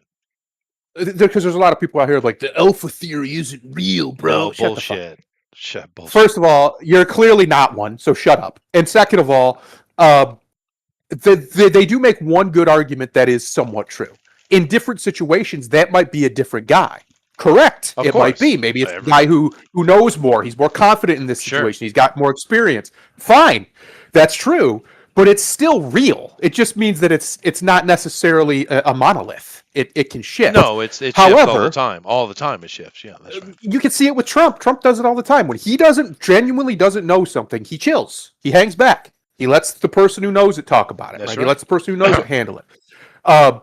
Because that's what you should do. That's actually, for all of his braggadociousness and his arrogance, which he does have, he's very humble when it comes to getting something done, because he would rather just get it done, right? Whatever it is. So if that means this guy's better at it, he's going to go with that guy. Even if it's, not necessarily whatever, he's still going to go with that guy. And that's actually extremely alpha behavior, because that's confident behavior. He's not insecure about it. But my point is, that's the one thing they get right. But then because this is what these people do, because they have to deconstruct everything, Yeah. because they're very beta. They take that one little thing, and then they say, "See, so the whole thing's wrong." No, No. you're just stupid. You're just stupid. No. Yes, it can shift. Sometimes somebody has more experience, or they're more comfortable in this situation, or whatever. That's fine. All you're doing is proving that it's experience and confidence that creates this person most of the time. It's kind of the thing going on with black fatigue, right? Which, like I said, I prefer ghetto fatigue because it's more accurate. However, Yeah. you get one side that's saying that, oh, it's not real at all, that's just racism. And you have the other side that's saying, no, it's a thing. And of course, it is a thing. But you'll have two sides of that argument, whereas the truth only applies to one, right? Right. Because ghetto fatigue, no matter what color it takes, people are sick and tired of it. It's not Yep. racism. It's not a Tired of myth. trash. It's not Get your incorrect. trash out of here. It's just fatigue. Yes. Yeah. We're just done. It's not even. They're not even angry anymore. They're just done. You know how? See, there's this theory, and it's true. A woman who's yelling at you, screaming at you, throwing your things out, whatever, right? She still loves you. She's not done with you. The one who doesn't do any of that and just doesn't is just done. You're done. That's it. That game's over. She's completely lost any passion for you at all. Because passion could sometimes manifest itself as rage. That's fine. But it's kind of the same thing. People aren't even necessarily angry. They're just done. We're just done. No more. No more. That's enough now. We've had enough of your bullshit. We're not going to put up with it anymore. And I think that's where a lot of people, not just white people, a lot of people are at with the way these people are behaving all over the world. This is They're not just a done. white conversation at all. It's not. No. Yeah. Well, anyway, that's what I got today. Well. Yeah. Well. How about them apples, huh? Interesting. A lot. How about 'em? A lot of Superman news, which tells you a lot. The fact that pretty much all the news I had to pick from was Superman related, shows you the impact the movie's having. So that's a good thing, right? Yeah. It's certainly not the same type of effect the original movies had with Christopher Reeves. Clearly not. But it's certainly better than what we've seen in quite a while because it's not all one-sided. It's much more positive than we've seen, and that's a good thing. That is Even good. though That is good. James Gunn is behind it, and he can go to hell. Nevertheless, Yeah. thank you all for coming in. Do keep in mind this week. What are we doing this week? I think dinosaurs on Jordan Carter Ultimate Edition. Yeah, that's gonna be fun. But come on back next week, and yeah, we'll see what's happening. And then soon, Chester, soon. Yeah. Very soon, we will be returning Dolmenwood. to the lands of Dolmenwood. Yeah. I don't know how many people are showing up. I know I am. Yeah, I know you are. Yeah. Bill is. I just talked to Bill. He's GOP, down. definitely. Bill's excited. He's excited. He's got the story. He's already got it. He's already got it ready to go. He knows what he wants to do. Sweet. So we're gonna have a good time in old Dolmenwood. We're gonna have a good time. I think Adrian's coming too, but I think he wants to change his character. I think he's kind of over that character. Yeah, that's fine.